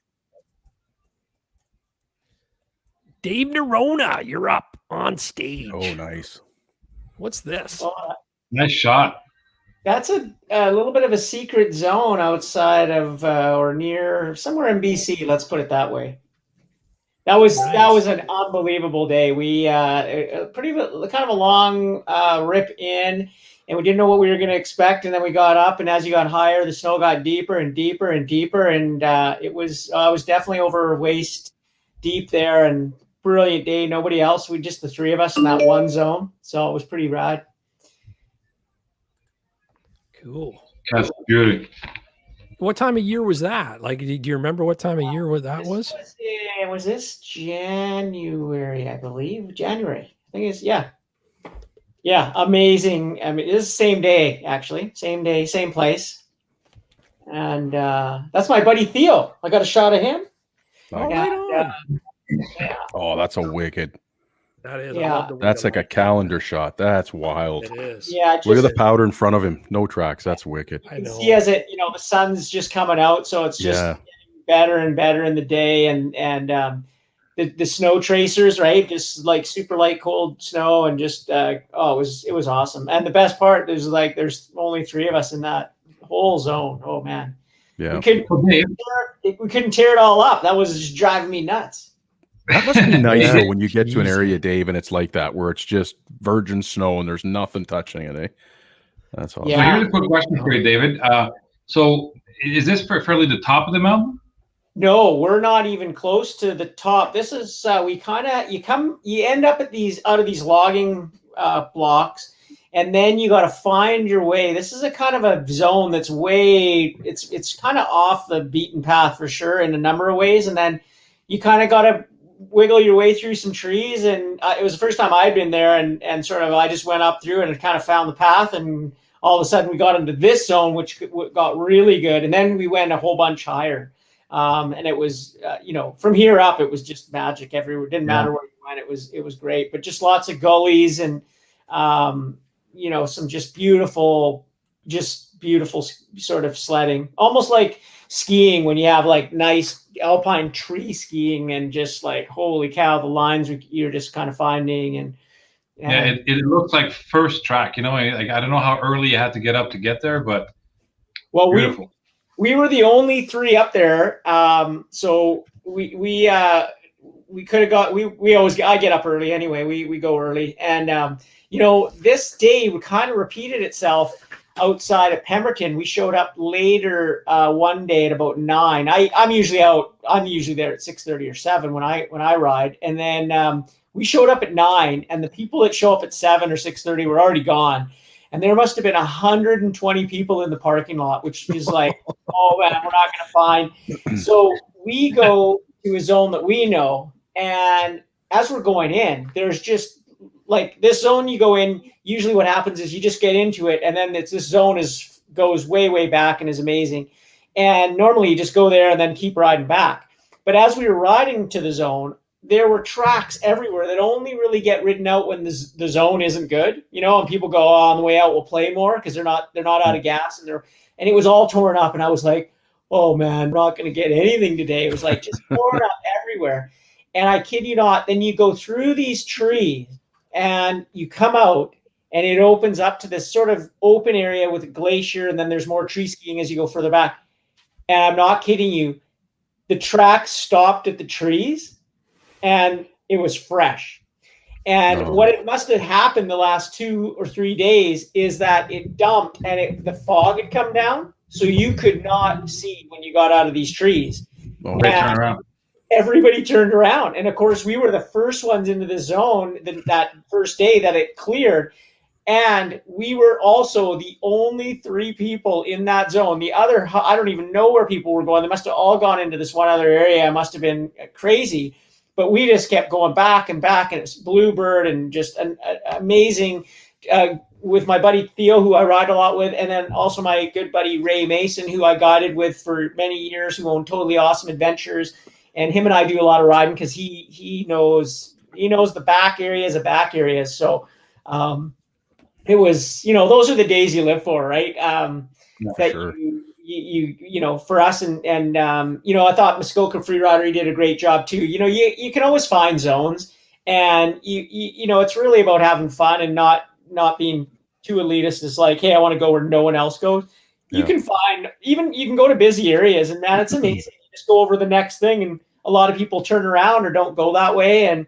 And you can find, zones with your friends to enjoy for the day. And that's where the magic is. Sometimes it comes easy, and sometimes it's a little bit harder to get to. Nice. Yeah, nice. It is odd. That's why I love watching the Muskoka Freeriders too. Like his videos are awesome too. Like they're wild. And it's amazing because he's from Muskoka, right? And him and his dad head out west and ride. His dad hangs out for a bit and then heads back, and Matt stays out there it's pretty wild. It's pretty cool. Yeah, it's pretty cool. And Matt lays it down too. It's awesome. Oh yeah, he's got great video. Yeah, good content. He's done a really good job of showcasing what it would be like. Everybody, like you guys have said, I want to go out there. Well, he did. So you guys got to do it. And it's just another thing when you talk about sponsorship and working with, it's athletes that come out with different things. And, I call it throwing spaghetti at the wall, right? And you never know what sticks. And I know so many people, myself included, enjoy his videos. It's a lot of work for him to be riding all day and then come back and put a video together and find the footage. And every minute you take, it takes 4 minutes to go through and decide whether it makes the video or not. And so it's you find your niche. And it's funny, I was talking to a mountain biker today who's in Europe right now racing EWS. And I said, what no one's doing right now is no one's doing the EWS, kind of like how Muskoka Freerider does it. Like, let people know how your day's going, how you're training, what's happening in Europe, right? You kind of see just the results, and it's way more exciting to kind of see the behind nitty gritty that goes in, because that's what we all deal with. And when you deal with a big film, all you're seeing is kind of like, you don't see the thousands of hours that go behind it. And I think he does a good job of showing like the things and deciding and what you're going to do, who you're going to ride with. Hey, I rode with this guy that I didn't know before, and how that differs from riding with your buddies. All those things are really helpful to riders, and they're also entertaining. At the end of the day, you're not going to watch it if it isn't entertaining. So I think he's done a fantastic job. And for other young athletes out there, that's what you got to kind of look for, right? Everybody wants the knock at the door from Skidoo or Polaris or Arctic Cat or Yamaha to say, hey, we want you to do this, but you got to make your job. You got to make it happen, and you got to do it in your own way, in your own style. And he definitely has done that for sure. And what's even more incredible is he's doing this with 1 megabyte upload and download speeds. He's doing it with a Polaroid camera. Yeah, I think he's got to get Starlink to sponsor him. Yeah. Or do the Starbucks run midnight. I think so. We got to get him on the show. Everybody in the chat, pressure him. He's got to figure it out. So sometime is now. Greg says I got to get a green shirt for next week. So I think I'm going to make a green MUDBRATS shirt, black MUDBRATS, so it's floating there. But yeah, so look at this, top of the world. This is almost 9,000 feet in one of the ice caps that not many people have ever been to. I've been there many times, and pretty awesome spot. This was another amazing day. Look at it's when you get good conditions. I mean, you can only travel back here when it's good conditions. You can see in the back photo there all the crevasses. Those are hundreds of feet deep. It's quite a dangerous place to be, but if you are experienced in glacier travel and stuff, it's you can maneuver around it. It changes every year. That's the thing right now. You notice even on the ice cap that's close to Pemberton, a lot of guys just go up there. Oh, I've been up here thousands of times. I'm like, doesn't matter. Every year it changes very quickly, especially with the warm summers we've been having. Yeah. And you got to be on your toes sweet. the whole time for sure. But What a sweet, with sweet the danger comes the beauty, right? Yep. Oh, for sure. How many bluebird days do you get? Like, is it the elevation that you're above the clouds that you get? Like you see a lot of photos on mountaintops and they look like this. Yeah. Is that the case, or is it very rare? Is it very dangerous in most cases? Well, you could not go here personally unless it was sunny. Yeah, a half cloudy day or a white day, you can't tell the difference between the sky and the snow. Well, that's the problem it becomes. So, and if you can't see, then it becomes a real big danger. So, and there's no real tracks to follow. So, yeah, you need bluebird. And so what generally will happen is it'll snow, and it'll snow a lot. And then getting into these areas, they're pretty difficult to get in. You're going through trees, no roads, you're making your way through there. So you got to kind of know where to go, and then you got to get through there. And then you got to have enough daylight to get way out there. So it becomes this sort of like elusive thing why not many people have been out there. That's one of the reasons. And then it's just, you got to have a lot of knowledge and know how to just travel that stuff. And that's where my buddy Ray Mason, he is an expert in this. He's been doing it his whole life. And I've learned, anything that I know, I've learned from him. And as any great teacher, he's a guy that'll teach you without teaching you, without looking down on you. He just, shows you thing. And also I'm an eager student. I'm not a know-it-all. And so it's about learning and where to go, not to go, what to look for. Because one of the things that's really hard out here is you go over stuff, or you're going down glaciers that you can't actually see the bottom. Like they're rolling so steep that you're going down thinking, oh yeah, this is not that steep. And then as it rolls, you could not turn around. So you don't want to be going down something that would be crevassed out that you couldn't see. So, and I've also been in areas where we've start to turn around and the snow on the glacier on the ice is sliding. Oh, wow. Yeah. So it's not like an avalanche, but it just is that the ice is, anybody who's been on glacial ice knows that it's not really, it's not like an ice cube. It's quite different. It's very hard and it's very slippery, and you almost don't know you're moving, because it moves really, like snow will move slow on top of it, but it will move. And and so you have to be really, there's a lot of things you got to be wary of and be able to get out of. So yeah, and that's, and then you always go, I always say to people when they come out of these areas, it's 80%. You do 80% out here or even less, because out here would be days of a rescue. And it would be extreme, like the weather and whatever. We went up here this year, it was -30, which doesn't sound cold to you guys, but for us in BC, under our conditions and the humidity, it's like, you could die pretty easy if you were kind of caught out. Yeah. Right. You're kind of like my mentality, Norona. Like you're kind of a little bit of craziness on the edge. I don't know how to say it nicely, but I hope I am.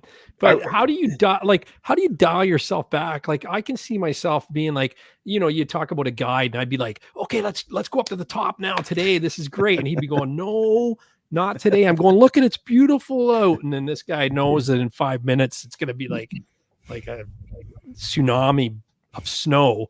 Like, how do you dial yourself back?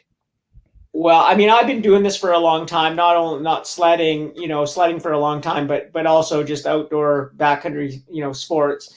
And, I've traveled all over the world doing it. So, I'm the guy that, will say what maybe not a lot of people are thinking, but I've gone mountain biking in Peru and we do these huge descents, 12,000 feet. And I just tell people, hey guys, getting injured out here is a 2-day helicopter ride, right? Just organizing and whatever. So not to scare people, but it's just to remind, this isn't the time where you're at the Whistler Bike Park and just going for it. This is just like a time, and everybody, that's different. It's not me to question, hey, you're the crazy one, because that has nothing to do with it. It's just actually being reasonable. So, and you know, most of the times when extreme stuff happens, it's more the weather that kicks in rather than what you're doing. And I'm not the most extreme rider, dude. I'm past those days. And for me, it's about going out and experience. So yes, I want to go out and have an experience. And yes, somebody might label that crazy. But it's, you know, I consider it well within my realms of safety and what I'm capable of. And, you know, you push out of that sometimes as well. But, you know, yeah, that's it. I've never had a problem doing it. I mean, you know, I cross-country skied across Alaska and people go, that's insane. And, you know, we almost died a couple of times. But it wasn't like jumping my sled over the East River, like Levi LaValle or whatever. Right? Like, that to me is dangerous. So, and I, you know, I admire that. So, but luckily the things that I did were really extreme, but not in a fall out of the sky dangerous way where you get really badly injured. And so I've learned from that. And, you know, the saddest thing that I will say, because I've had lots of people that passed away. Dave Treadway is one of those guys, skier, amazing sledder, brother of Dan Treadway, amazing sledder and skier as well. You know, Dave was a guy that you just, if you saw him in the mountains or anywhere, he just had this amazing smile. And the thing that hurts me the most when people like that pass away is they miss on a lot of stuff. And that is something I keep, is just a life lesson, right? You see someone pass away and there's lessons to be learned there. And unfortunately, that person had to pay for those lessons. And so the way I can pay respects is to get out there and keep enjoying it and do it in a responsible way, because we all have families to come back to, or you might have a family or wife or a girlfriend or boyfriend or whatever it is. And I, you know, those don't really, I don't think about that when I'm out there, but it's already in my head that I'm not going to win any contest for jumping a snowmobile. So it really is for me what I like to do. And, you know, that's why you don't see me jump, right? Because you see Jay Menaberry, you know, how am I ever going to compare to him, right? I'm not. And I don't want to try because, you know, same with, you know, Treadway in Pemberton, he with the way he would do a cliff, it almost made you want to go do it because it looked so easy. But he could make it look easy. And so if you talk to the dealership in Pemberton, Al Bush, there was always like 20 sleds in his workshop that thought they were Dan Treadway and didn't land the 80-foot cliff, or in their case, it was only 20, but it was like copying what Dan did. And, you know, they had like clutches, their engine mounts blew and the clutch blew out the side panel, right? So there's a whole thing to be paid in pain and money trying to do that. And so, you know, if I jumped 10 feet and went wahoo, it'd be like, well, that's a whoop-de-doo. I do what I love to do. And if it resonates with people, that's great. And if it doesn't, that's okay too. There's lots of people to look up to in the sport. I'm a, you know, lots of kids like some of my stuff, and then new riders, because I can help them save them money. And that's really my driving force, is to help them get a better experience. So buy the right machine, buy the right parts, the parts that I use. You know, I don't go, hey, I have every part, because I just get it for free. I order only the parts that truly I only think I need. I don't order anything. You can ask anyone in my spot. You know, years ago, one of the sponsors asked my wife, like, how come he doesn't take very much stuff? And you're like, well, you'll find with Dave, he takes what he needs, and that's it. And you know, it's not, it's just, that's what I've been taught. I'm sure everybody here, that's what we're taught from our parents, is like, just take what you need. And, you know, you don't need more than that. And it's not a show-offy thing. And everybody, we all have to, dude, I just bought a dishwasher. I know nothing about dishwasher. I had to go into Home Depot and ask the guy about a dishwasher. The guy was awesome. He was like, this is the dishwasher you want, a Bosch. I couldn't get it because no chips. So I went with an LG. He goes, I bought this for my grandma a year ago. It's been awesome. I said, that's enough for me, right? And I'll try it out. So it's experiences like that we all have to do. And I hope if I can do anything, help people's experience, so that when they go into the dealership, they're kind of armed with some information too. And then it helps the dealership, it helps them, they feel comfortable. And it helps me, because I get a kick out of it. There's nothing I love more than watching somebody go in and buy a snowmobile and excited, and then they have a question, and I go, "Oh, I'll help you and show you this." And you're all the same. Like, we wouldn't be doing what we do if we didn't like that. Whether you're out on the trail, you'll take the time in the cold to answer someone's question or help them fix something that you know how to fix. And that's the sledding community. You don't generally find that in too many communities, unfortunately. And we got to hang on to that. We got to hang on to it, because it can be lost. And in some instances, it does get lost. It becomes like, oh, who's sponsored? What are you getting? Why am I not getting this? And it's like, if that's your thought process, you're probably not going to go that far. But how you can help people, creating shows like you have, and having dealerships, and doing content, coming out with your own maple syrup that looks like XPS oil. Like, the mountain bike industry would never think of that. And so you know, being in different industries, like, it really helps you see those things. And that, to me, that's the fun. I love that kind of stuff, right? Seeing what makes it tick and grow. You know, Dave, you say things, and I gotta say this too to Jean-Luc and Gary. Like, I've motorcycled since I've been 16. I got back into it again this year. And I'm telling you, I love it. I met a bunch of great guys, rode with a bunch of great guys, made some good new friends. But I'm telling you, the snowmobile community, they're different. They're, it's weird. And it's not saying they're better. I'm not saying that at all, because I made some awesome friends, you know, adventure bike riding this year and that. But the snowmobile community is just different. It's weird. And I can't even put my finger on it and say what about it is different. It's just, and I'm not going to say it's better. It's just, it's different. I know that doesn't answer questions or make, I don't know. The it doesn't snowmobile sound... community baths. Is that what you're saying? Yeah, it's just there. I don't know. It's a unique community. It really is. So it is, because it's a very tough sport. Yeah. And you know, it's pretty funny, right? I'm a small guy. I remember we were guiding these 11 guys from Ontario came out, right? And they're all 6'1" plus, and here I am at 5'6", 5'7".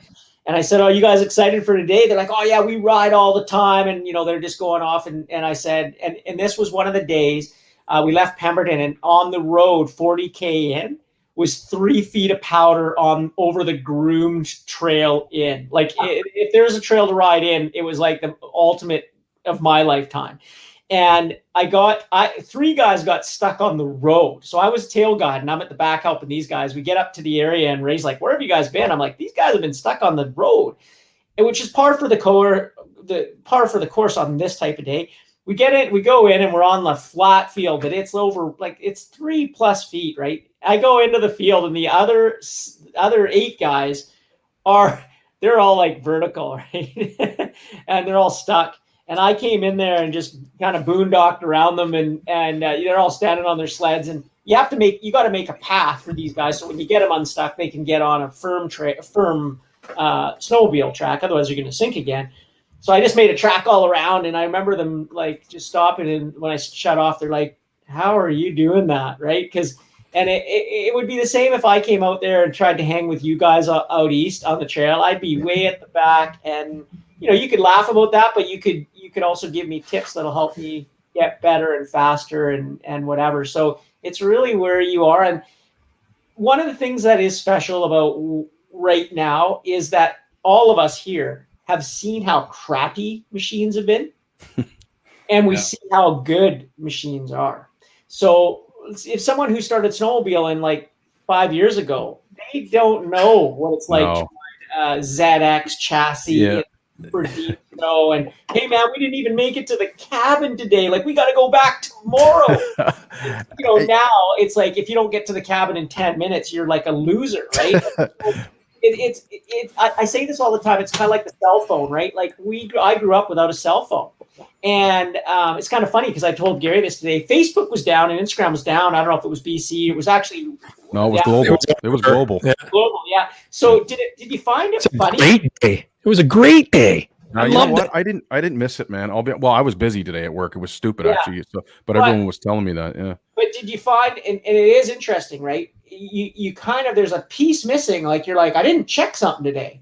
And so remember, when we were younger, like, we didn't do that. You just got up and did what you did. And now we've grown up with social media, which is also great.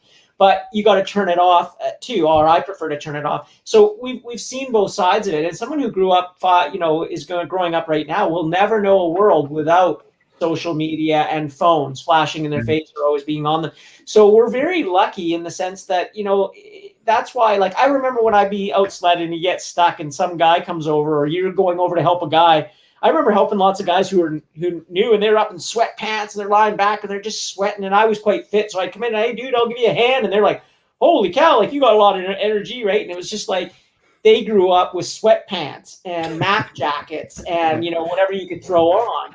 Yeah. And so I find those people are really accommodating or friendly because they know what it was like and they can help you in a lot of ways. And that to me is the spirit of this sport, and the community kept it that way. And we really got to be careful we don't lose it, because sometimes when it becomes who's the best and this and that, it becomes elitist. And then you go, those are the people that aren't very good, and here's the people that are really good. And it's like all the people that I know that are really good, like Carl Kuster and like Jay Menenberry and like Matt Enns and Chris Brandt, all these, they are legitimately nice human beings. Okay. Yep. I don't care how they ride a snowmobile. They're really nice people. And that's the best thing about this sport. And that's something that for the young generation, if you're looking to be like a sponsored athlete or whatever, do not focus on that. Focus on helping other people and being a good person. And you'll find yourself in the right position. And, and that it really is, from dealership to athletes to people that, I'm very fortunate. I get to go inside BRP, and I haven't met one person that isn't like oozing excitement and like wants to be there and wants to, like, you say, oh, you got a day off tomorrow. It's like, oh, can I come in and finish the project? Like, that's what you get. And so if you're not that type of person, you wouldn't understand it and you wouldn't fit in very well. Right. And I in a different way of building sleds or designing them, I am that person. I want to be out there every day doing as much as I can. And that's why I think I resonate well with the company in a lot of different avenues, is because, and I'm blown away what I see. It just makes me want to do more. Right. And this is the magic of, shows like this, is we're all feeding off each other, of just getting out and having fun, man. I don't care how you do it. Just go have fun, get stuck, laugh at each other. That's what it's all about at the end of the day. Yeah, for sure. That's cool. I saw Muskoka Freerider said he did a few video uploads at Denny's last year. Nice. See, Denny's, you got to go to Denny's. Yeah, we'll get you on the show. Good Wi-Fi. Come on, good buddy. Wi-Fi. Yeah, absolutely. Yeah. But getting back to that, Dave, what you're saying too, I was thinking about this motorcycle technology. I mean, you could get into the different ride modes, but I'm talking about the basic riding position. Same with an ATV. It stayed the same pretty much. Well, I guess the ATV changed from going from 3-wheelers to 4-wheelers, but the concept and the riding position and the technology and the frames pretty much have all stayed the same, where the snowmobile you've seen take a huge leap from about when BRP brought up the riding forward position, right? But the technology is pretty amazing, eh, Jean-Luc? Wouldn't you say? Like, it's one of the more industries where the technology has really benefited the sport more so than the other ones. If I don't know if I'm right saying that, but if you take a look, I mean, and I can only really speak to skidoo, but I mean, in Polaris as well has changed. The cool digital dashboard, they've got something really cool there. But if you think about BRP, we had the Smart Shocks in our side-by-side about a year ago that was introduced. Boom, it hits onto the sled side, right? So the application of the new technologies has just meant that the sport is getting wider, much more accessible. It's pushing the boundaries as well. Yep. There's no doubt about it. It's definitely pushing the boundaries. The helmets nowadays, whether it's an oxygen helmet or a Titan helmet, that type of stuff, it's making it more convenient, much more comfortable to ride as well today. The technology and the clothing, like BRP clothing is high tech stuff. It's nice stuff, and so the sport, long gone are the days of riding in jeans. You don't see that anymore. But jeans and rubber boots. It's an expensive sport. I can't wear that anymore. What's going on? I thought I was allowed to wear that this year. But to what Dave was saying, we also owe it, I think, to the next generation, the young kids, to bring them up properly.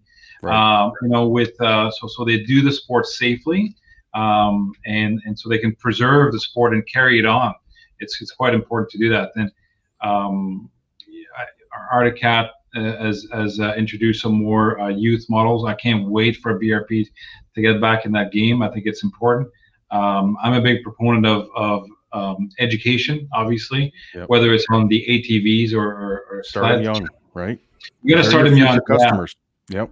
There are future customers, exactly. And for us as a dealer, it's important, but as an industry, as riders, it's important that we have the young guys coming up. So it's important to not, when you see a young guy or gal riding a little slower in front of you, don't get upset, don't get annoyed. Just, you should be happy that, these are the people who will be buying the trail permits tomorrow. So they'll keep the trails open. So we need them in our sport. Yeah, no, for sure.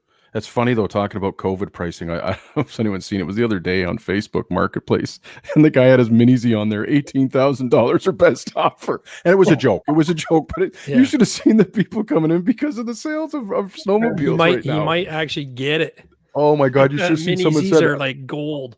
Well, he said that. He goes, one fella chimed in, "I'm coming now." Like it's it's awesome, man. I love it. Yeah, that's cool. What are we looking at here, Mr. Norona?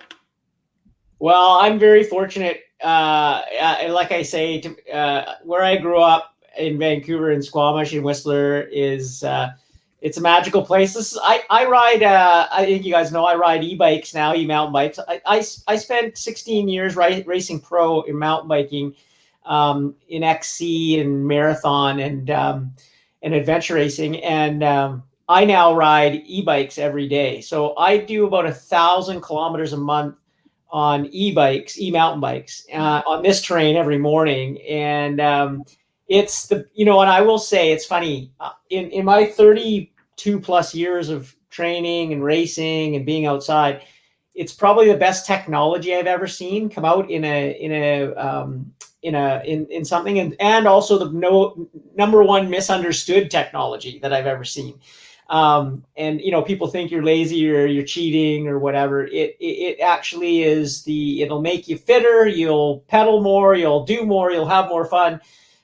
They're amazing. And that's why I ride them. And they're also one of the best training tools that I found. And you'll see this in motocross. All the top motocross racers are now using it because they don't need a strength workout. They get a strength workout from racing motocross and actually pedaling a bike. Although they want the cardio and what they need, just like sledders, they don't need more hard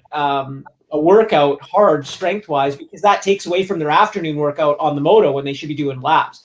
So an e-bike allows them to get this huge higher cardio workout that they could ever get on a regular bike, and then allows them to go and do their strength where their strength lies, which is for motocross. And the same would be for sled racing or anything.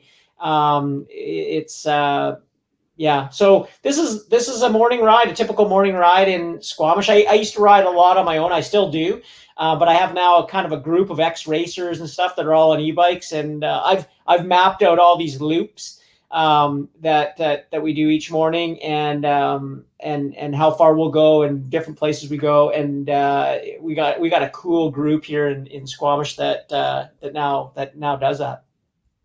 I rode my first e-bike this year. It was just a cruiser. It was my friend's mom and dad bought a pair of them, and they came over. Him and his wife came over on them and said, "Gary, you gotta take this thing out." It ripped. Oh my God! Actually, his mother ended up selling the pair because it scared her, because she'd get on and she'd have the wheel crank like that and then hit the throttle and it would go and it would just plow the front wheels, so she'd fall over. So she felt it was too dangerous. But so the people that came to buy it, the girlfriend came to buy one because the boyfriend had a mountain bike, and these were like cruisers. And the girl took it for a spin and said, "I think you want to ride the other one, like my friend's dad's bike." And he got on it and bought it too because it was way faster than his. It was like, it ripped. Like it was such a neat feeling, and you're pedaling. And I think for older people like yourself, David, Like when you're pedaling, you don't have to put any effort in and you're just flying, right? Or you don't have to pedal at all too. That's the other thing. But on those, you like on a class 1 mountain bike, you have to pedal it. It's actually works off the cadence of your pedal stroke and the torque that you put. And so they do. City bikes will definitely do more. They're not limited. So e-mountain bikes are limited at 32K an hour, and city bikes I think it's 45. And then a lot of them will have, like, I have a city bike that I use with my kid, and I got one last year from a sponsor. We put 3,000K on that. So I didn't drive. She cried when we got back in the car in the fall when it started to rain. So we ride every day, and that's what we do in the afternoon. We go out and now we geocache. We go to all these places, and we do it by bike. And one, because I was like, I am not driving around Squamish to go to these different places. So we ride now. And like when she was a baby, I walked everywhere. Like people knew me in Squamish. It's like, dude, I see you everywhere. Yeah, because I walked 3 hours a day with her on my chest, and it was just, I loved it. And now the bike is like, that's our mode of transportation. And it's, to me, the answer is that, right? I mean, I'm not getting rid of my truck, right? As far as if there's this sort of environmental look at it. I'm not getting rid of my truck. You're not getting rid of your car. You can't ask people to get rid of their car to drive, 50 kilometers. They're just not going to do it. But actually, e-bikes are the way that get people out of cars because you prefer it. If you have to go 10 kilometers or even 15 to get to the stop, you will choose the bike over the car because it's more fun and often quicker and no parking delays, right? And that's when something's cool and good and new and gets people fitter. You can do hit a throttle, but generally, that'll suck the battery out of it faster. And you don't. So you have to, as I say to people, you got to ride them to sort of see about them. And but the best thing too is that for people who are 60 and 70 who like, I can't ride a bike anymore, they get on them and they're riding bikes and they're having a blast, right? So it's insane how much power they have even just off the get-go, right? Yeah, I don't pretty know torquey, how fast these. Yeah, I don't know if it went more than 30K, 30 kilometers an hour, which is like what, 20 miles an hour. But it got there like impressively. And the fact that if you put any pedal effort into, it would maintain the speed and you just fly and you're just pedaling along. So yeah, I can see myself doing that one day. Especially the mountain bike, because I've done a lot of that. Speaking of power, there's the 175 turbo. You like the little donut I did out on the lake? That's nice. Awesome. Yeah, I was going to say, whose trail's that? That's yours. That's my one out there, and then came back because this is for an upcoming film that you'll see on a trip that we did. Wow. And then you can see like there's a glacier coming right down to the lake. Nice. This is warmed up quite a bit because there was significant glacial melt. Last year there were a couple of big glacier, those pieces have broken off and they were halfway down the lake and they weren't really there anymore. So this whole glacier is coming into this lake here. And we filmed this cool cabin trip. So a little bit of a backcountry scenes of going over, doing an overnighter. And it was like minus 30. Like it was unbelievably how cold it was. And especially up here at 8,000 feet. And we went to these hot springs. So you'll see that in the skidoo social media coming up. It was a pretty cool trip. And this was just one of those beautiful days. Beautiful photo. Love it. That's awesome. Oh, it is, isn't it? Gary, I said that to you last year. I got to get out west before I get too old. Oh, I know. Yes, we do, Rich. We got to go. Yeah, you know what, Jean-Luc? Seriously, I keep saying it. We need to book a trip. We need to get out west. I mean, you know what? Let's get over COVID and let's head out. Yeah, let's head out there. Right? We should literally do a group. Yeah, we should. Guys at Grizzly Lodge for sure. Yeah. Well, you know what? That's on my bucket list. I've only got one item, and that's Grizzly Lodge with Dave NORONA. And I'm not lying. That's.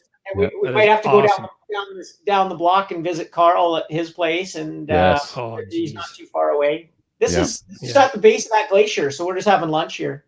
Look at that! It's sweet. Look at that. Yeah, Did it's you guys almost chip, blue in did the you back. guys chip off any and use them for ice and Blue's drinks or amazing. anything like that? Or Yeah, I have done that before. Brought a little bit back home for drinks, but we didn't out there that day. But I've been there, done that. It's pretty cool to it's like I sea-dooed in Newfoundland for the icebergs from Greenland, and it's if you touch that, it's like glacier ice is totally different than how you imagine it. It's super hard because it's just been crushed together and forced under just extreme forces. And That's wild. but it's always it doesn't matter where it is. It's always magical. And there's lots of caves out here as well that are pretty cool. And, it comes with a little bit of knowledge so that one of these things that don't fall on you, because that could be end of a good day into a bad day. Right. Man, that's beautiful. no, you can't imagine the size in that last picture to now how tall those are. And I mean, we're still not getting the full height feeling there, It's a great thing about snowmobiles, right? You go long distances in short amount of time. So look at that. Yeah, places that you can't see by anywhere else. Look at that. Yeah. Isn't that Look awesome? at that view. you guys might not. See, I wouldn't want to move back east. That's my problem. I'm going to go out there and I'm not coming home. Yeah. Look This at that. this is actually the end of April. So we were tell out me in that. end of April sled skiing. And so down low, it's pretty hard, but up high, we had a really north-facing slopes where we were sled skiing this day, and it was amazing. Ran into Logan Peyoda and a group called the Blondes. If you want some fun stuff, check those guys out on Instagram. The Blondes are some really hardcore women skiers, and really cool group. And we saw them out there. They were camped. So we kind of went back and had some beers at their place and finished off the day there and camped overnight. And yeah, super cool. That's neat. Is that a Link snowboard accessory on there? That's the new Link ski and snowboard rack. I was able to have that last year, along with the front glove box. I helped design and sort of put a lot of work into the ski and snowboard rack, and our previous one was good. It didn't do everything really well. It wasn't great at adapting to say, oh, my buddy wants to come, I can, he's a snowboarder instead of a skier. So we redid this rack to work with a Link system. Holds a snowboard, a pow surf, pair of skis, one side. You can have any one of those on that one side. And it works in conjunction with the Link system. So you can have a jerry can and a bag and the rack. So it's pretty cool. You got to give it to BRP, man. They really, really, no one's even close to them when it comes to this system. It really is. Yeah. Their the fact that you for can, the Link system is amazing. So is it snap on like a Lynx, or is it underneath the bracket? Like, is it a quick release? So with the new system, we did two things. We wanted, you can use it with the bumper. So this is the new kick up toe bumper. So I suggest you do it with the bumper. So you buy the bumper, and the bumper is pre-drilled on the back. The position number 0, we call it, is position 0 for Link. So that you have to drill. It's before the first Link system that's already in place on the sled. So that's position 1. The second one's position 2. There's one at the back that's position 3. So the front of the rack goes into a new position that you drill, and the second position, the second back side of the rack goes into Link number 2. So it actually goes in, and then you can use the little stopper to click it in, or if you put a bag on top of it, that's what closes it. And that's how you can use the Link system with the rack as well. That's wild. And, so you can have your jerry can for the day in front, and then you can have the stack. What I do sometimes, if I go out and I carry my ski boots, I'll have the jerry can, and then I'll have the stackable 40-liter Adventure Link bag on top of the stackable with my ski boots. And then I'll have my Deep Snow Pro bag in the second position that has stuff that I need for the day. And then when I get there, I take my boots out and leave that bag there and leave stuff. And then we just shuttle all day. And then at the end of the day, it all goes back on and you ride out of the backcountry. That's awesome. So when you do this, do you ski down or snowboard down, and then one person rides down and grabs you and brings you back up? and then you'll take turn being the guy taxiing. Is that how it works? Exactly. So ideally you want 2 or 4 people. So with 2 people, what we'll do is if we get to the top, say we're at the top right now, both of us will ride our sleds down and then we'll double back up. And now we have a sled at the bottom. So we'll ski together or snowboard together for safety. And then we get to the bottom and we double back up and we reset those 2 machines back. So you do an extra up and down with 2 people.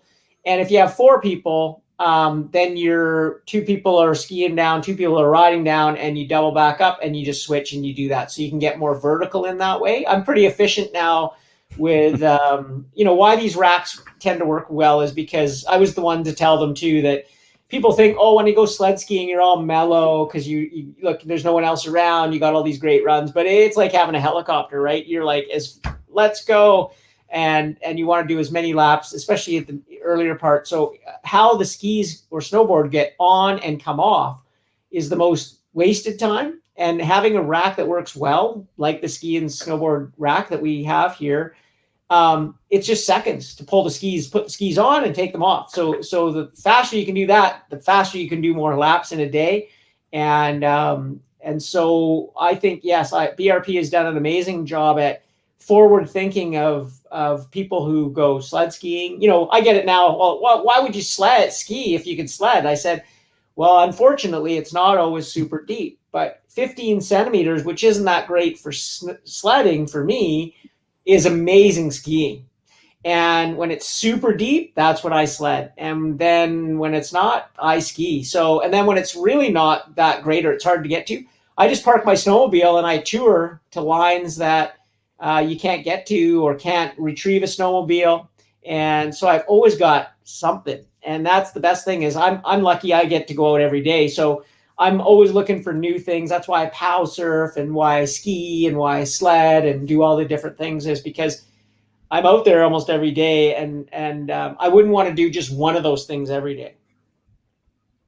Yeah. Oh, I hear you. Very cool. That is cool though. Man, you are enjoying life to the fullest, Dave, I have to say, and that's awesome to see. It really is. It's awesome. I'm very, very, very, very lucky. And we all are. Yeah. Yeah, we all are. And I because of that, it's like all the people I get to kind of work alongside, it's like, I find it's like my duty. I better be getting out here and enjoying it because that's what it's all about, right? For me, awesome. It's what I love to do. So, yeah. What a wicked wrap. Yeah. That's cool, isn't it? That is really, really nice. Look at those colors incorporated in there. Yeah. That is wicked. The kids at SCS. What's with this little guy here? Is that your trademark? No, that's from SCS. That's my daughter. I told her that's her. I'm going to put it on the side. And she that's awesome. Loves that. So it's kind of cool. So SCS did this wrap. You can purchase this wrap on their site. And then I have a buddy who's a really two people who are really well-known artists, one in Squamish, one in Whistler, and they always allow me to put some of their art. So this is Andy Asanoff's art, that eagle on the side, and it's pretty cool. So I try to incorporate something different, right, and make something fun. And I like colors, so every year we do something different, and that's kind of the fun of it, right? That is nice. Yeah, I love that wrap too. That is wicked. The eagle up there above this. That is really wicked. Yeah, they do really nice wraps. We bought a few for skidoos. Oh, did you? Yeah, because they do it for skidoos as well, and nice. They do a great job. The quality is good as well. Yeah. And if a guy like me can put it on, then anybody can do it. So they've done a really good job with their air technology that doesn't. So you don't get air bubbles. And it's 3M's air release technology. It's unreal. They brought that out for vehicle wraps. I'm going to say 10 years ago or more. I mean, it makes a huge difference. It really is awesome. Looks cool. So it's fun putting on a wrap. I can honestly say that because it wasn't so fun for a little while. It was like more of a when you have kids, a wrap becomes a sort of a chore rather than fun, but they make it fun and it's always really exciting. I actually do it with my family, so they like to see it as well too, what the new one's going to look like. And people don't know, but they can actually get those wraps at dealers. We have a catalog. Yeah, so it's super easy. We can get it shipped here, and they got so many different styles. It's pretty cool stuff. Yeah, they are actually in the Skidoo parts catalog. If you get the clothing and accessories are right in there. Yeah, I noticed that. Right. So, pretty cool. Whereabouts is that shot? Like, what mountain range is in the background? That's the same day as the previous one, sled skiing. And nice. Just a different angle. We went into some zones that are so far back there. You just don't get to go during winter because too much snow, too much danger. We had to cross a huge valley that on both sides is just vertical walls. We had to actually ride up those walls and side hill across. So when it's winter and deep and snow from above, it's not really a safe area to get into. But once you get sort of the springtime is when you can get into all these zones. Again, with my buddy Ray, he's just he's a zone searcher. He's right on. Amazing places. Always great to have friends like that. I know where we're riding this weekend. There's a new place we've never been. It's like, yes. Yeah. And better. Yeah. Lots of times I sit back on the sled and go, holy cow, this is like, look where we're getting. So this is Logan Peyote and the Blondes. They've set out their little, their North Face camp out here. Super cool. So this is like, this is at the end of the day, even though it looks really bright, it's like summer day. You can see we're a little more cash with the clothing and no gloves. So this is like sort of when you're enjoying the end of winter, right? Right. Yeah. That is awesome. And rather than hunkering down all day, you're able to sit outside for a while and enjoy. Nothing better, eh? Sunny day, you're out riding your sled, you're not cold, it's not too hot. Yeah. Now, did they camp out there did they camp out overnight out there, or was that just this camp was actually set up for like a week or longer, and they would go out and film for a bit and then stay and then go back. Actually, when they came in this time, it had snowed and it kind of like that teepee tent had been flattened and so they had to kind of redo some stuff and all part of just being out there. But this is a very cool zone as well that's really good for sledding and skiing and beauty. Nice. Another nice shot. Love it. Yeah, this is the interior. Lots of another amazing spot in the interior that not a lot of people have been to or seen, and just gorgeous. Yeah, I mean, look at that, right? How can you not take a picture? I think I sent you a picture of someone taking a picture of me taking a picture. Is that right? It's probably coming up then. Yeah, I think it might be coming up. And I love the shot because it kind of just candidly captures this sort of glimpse into social media of here you are in the back and taking a picture, right? That's awesome. It's amazing though, Dave, how much snow do the sleds get? The powder that just sticks to them. It's crazy. Yeah, I mean, this was a day we were just. It was so deep and it was just everywhere we were was just awesome. This is almost just like getting at the end of the day where we just like almost out of fuel and just be like that. What a wicked day. Right. And again, one of the things I love about BC is just how many different areas there are and the zones and just getting into these places, and you can still get in there and see nobody. Yeah. There's lots of them out there. And when do you averagely start, Dave? I know it depends on the winter, but on average, when do you usually start riding? Well, the earliest I've started out here is November 11th. That was actually my first year. Nice. And then, it really is now the end of November, like the last week of November when it starts to kind of happen. Right. And, again, why I sled ski is all you see from that first snowfall till about middle of December or third week in December is people breaking stuff because you just can't hold, when it's like this, you just can't hold back, and they're just like turn in, hit a rock, and there goes your A-arm, ski, and suspension, and now your sled's in the shop. And during COVID, you don't want to be doing that. Because you could be down for the season, right? Yeah. So actually what I love about it is I go out and I'm breaking in the machine because we're shuttling with it, but I'm skiing and I don't care if I hit anything on my skis. Yeah. And so I get out for full days, and you're kind of you're out there doing the similar thing, but you're not tempted to like find the area that the mat because it's like, oh, maybe it's deep over here, and then of course you get 4 turns, then you want 6, then you want 20, and then you get something, right. And So for me, again, the early season, it kind of keeps me at bay. You're asking that before, but sled skiing is a way that I get out there and start skiing, and the skiing's awesome because you don't need as much coverage, and it just works for me. So that's another thing what I like about it, and you know, what I love about my life now. When I was racing, it was very kind of structured. You know, you had to do certain things at certain times, and what I love about my life now is I do whatever the day dictates. So if it's going to be a good sledding day, I sled. If it's good skiing, like there's, you know, I remember 2 years ago in March, it didn't snow for 30 days. Okay. Wow. So I was out, we sledded for 5 or 6 days until everything was pounded out. Right. And then everybody was all mad because they couldn't ride because it was just wet cement everywhere.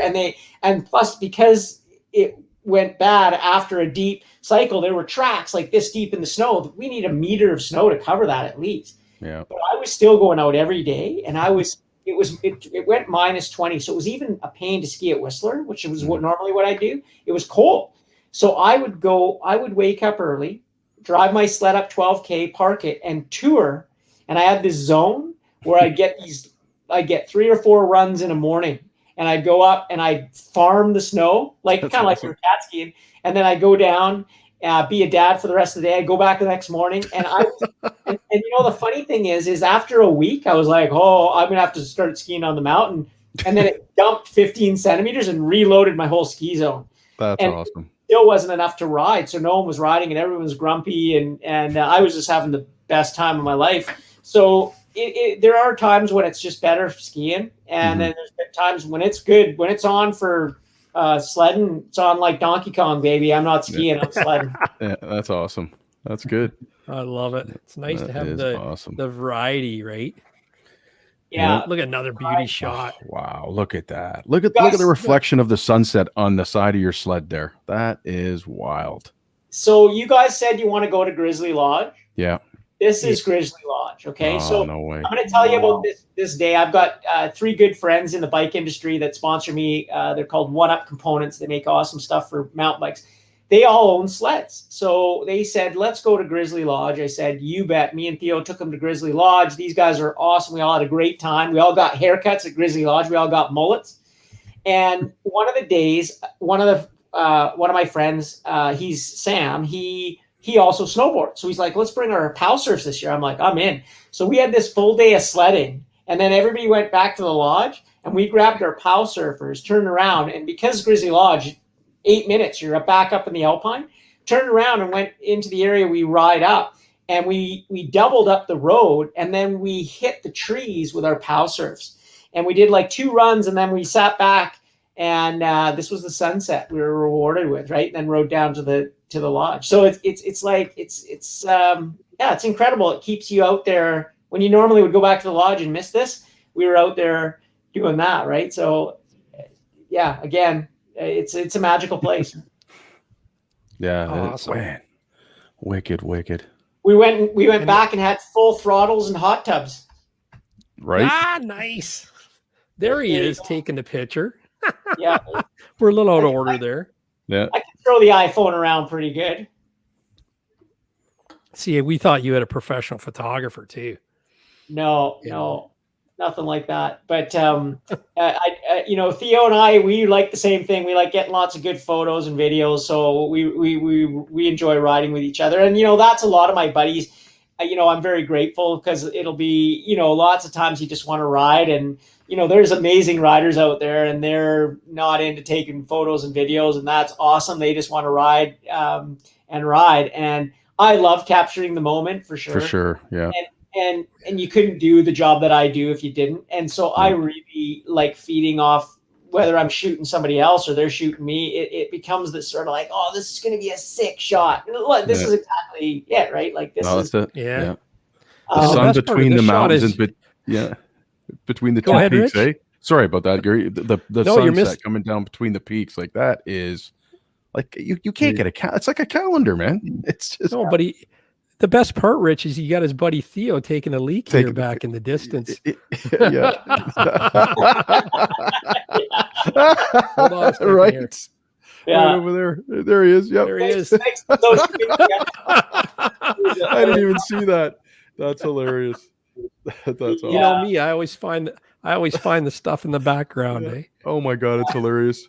Gary, I was showing him a picture of my T7 in the garage, and there's a cardboard box of a table, and Gary's like, I want to know, is that table set for 2 or 4 people? I'm like, what is he talking about? Sure enough, I look at the background. I'm like, well, this guy, look, he finds all the stuff. Oh man, too funny. Look, there's a timber wolf up there. Yeah, so I mean, it's just like all the photos that everybody sent in, right? All of them could be in a calendar, and it's so great to see so many people going all these places and having a good time. And man, that's all that matters. It's all that matters, really.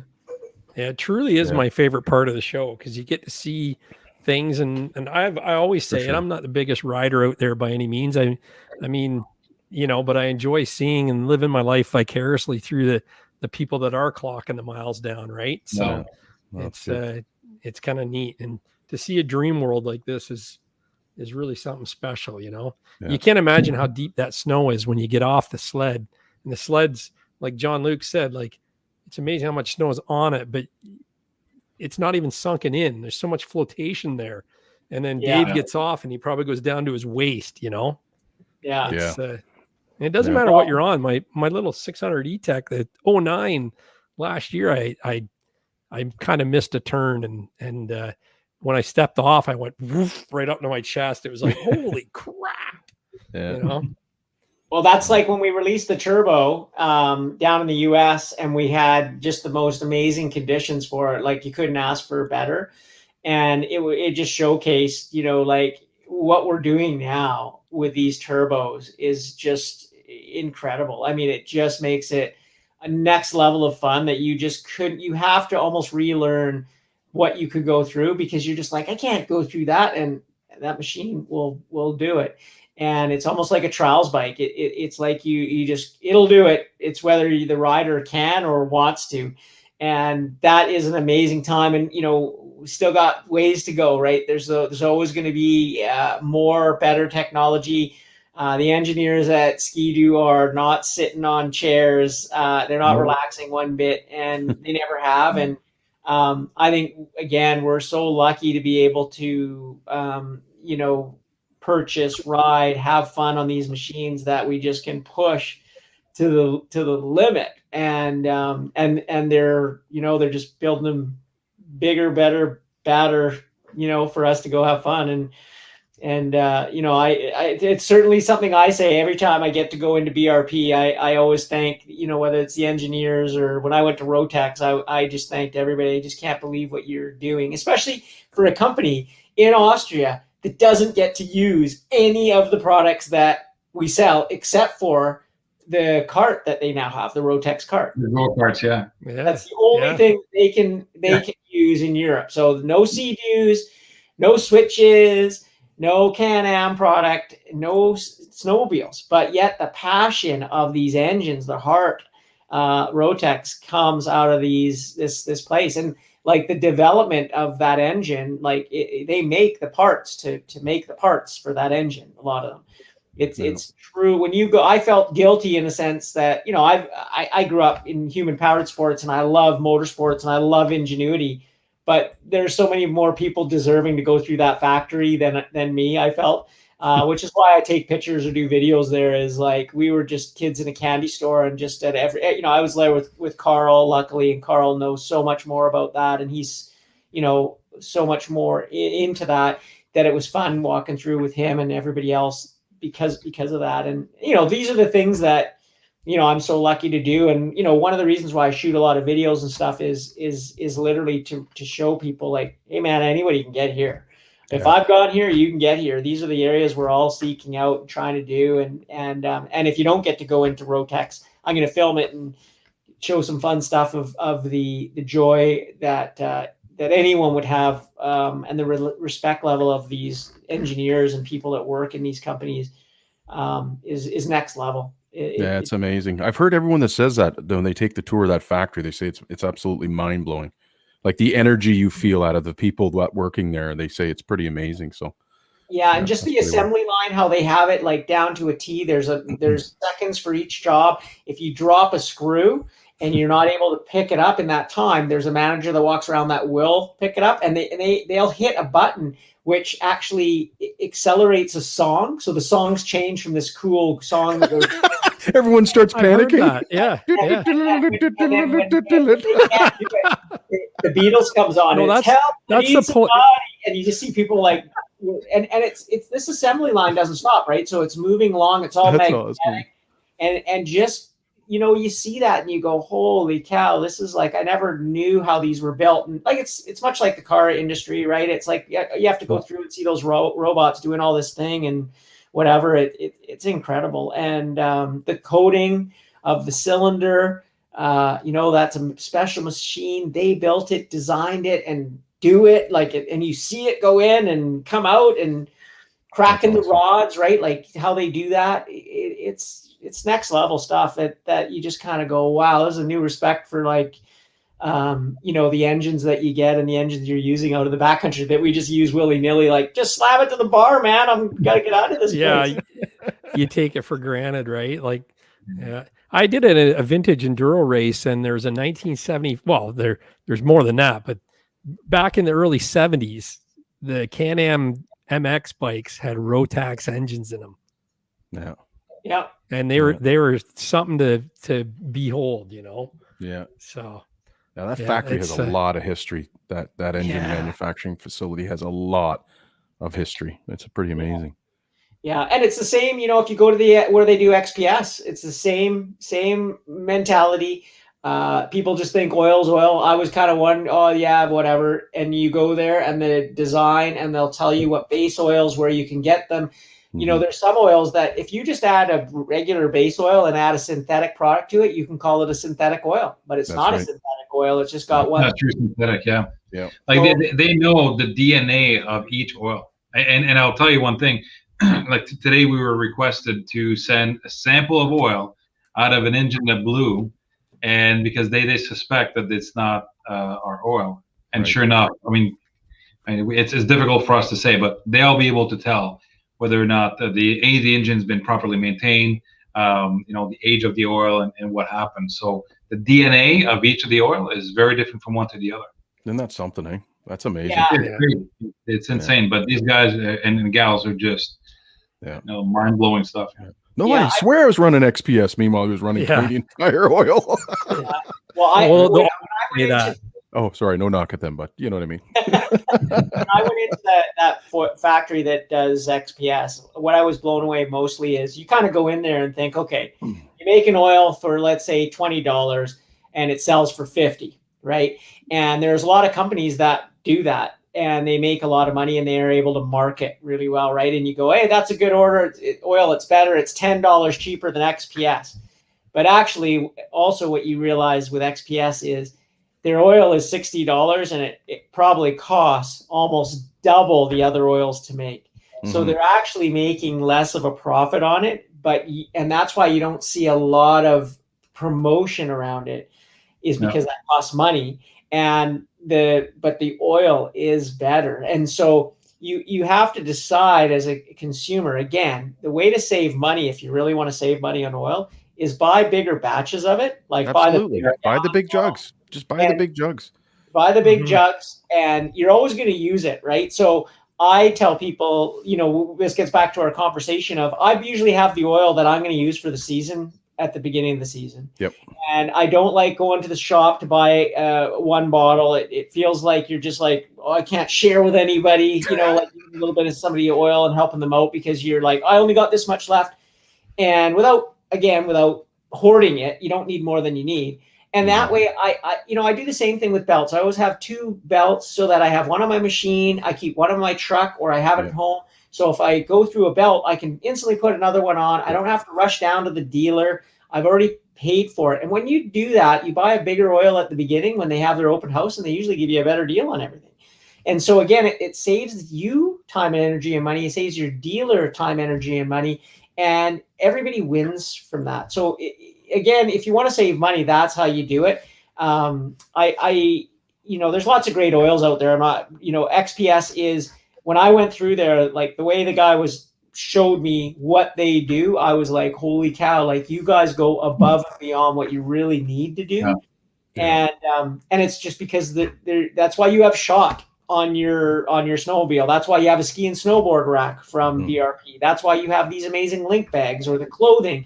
It's like they could sit back on the snowmobile and we'd still be buying them, but they don't. They're making. I have a new bag showing up at my house in a couple of days. It's going to be insane. It's going to be already released, so it's not a big secret, but I've seen videos on it. I can't wait to get it. It's the ingenuity of what it will do and how it does, and it can be used for skidoo or switch or Can-Am or wow, that's awesome. or the sleds, and that's cool, right? One bag does all. Yeah, you imagine that's it. You buy one bag and you can go from season to season to season.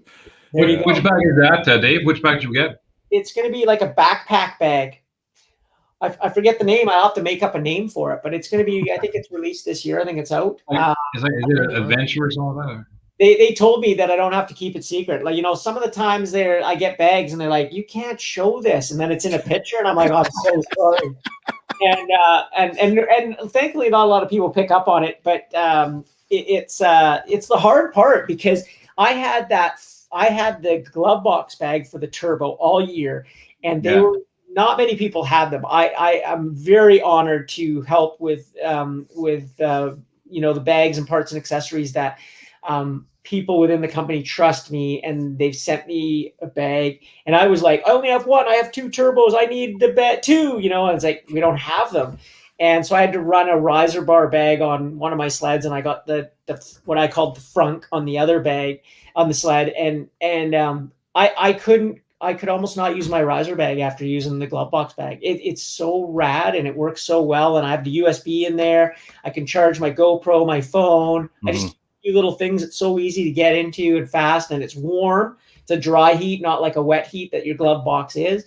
And and so it was so hard not to tell people. And people, I ride with it, and people go, "Hey, what's that?" And you're like, "Nothing." I made it in my garage. Yeah, my grandma too. But or I'll show guys and say, "Hey, keep this under wraps," but this is something coming. And it's one of those things where I'm very, very lucky, and it's fun. I won't lie, it's really fun to try different things and give feedback on it, and that's how things get better for sure. I try. I'm not hard on stuff, but I try to tend to be hard on things like, hey, this should be this way, or if I believe it to be that way, like the ski and snowboard rack, I was like, this has to be this way. It can't be more expensive than this, because that's the hardest thing is the racks are expensive because there's a lot of research and development and cost money. And I say to people, like, the way I look at things now is I go, how long is this going to last me? And what's my cost per ride kind of thing? Because that sounds way better than just saying, hey, this is a $400 rack. It's like, no, I don't want to buy that. But like, if over the next 3 or 4 years, it allows you to get into all these places with your skis and not have stuff fall off and break, it's a better experience. Then it's worth it. And I've done it all, man. I've bungeed skis and snowboards to my sled, and I've had the fanciest racks. And you can do both, I definitely now prefer the time-saving one, which is having the nice rack, right? So I'm lucky because I work with BRP, but I say to guys that work really hard, if you earn the money, you almost pay less than I do. I pay with my soul. But it really is there for people to, like, anybody who works really hard knows when they go sledding, they want to go sledding, and they want to go skiing. They want to ski laps. They don't want to waste time. Nope.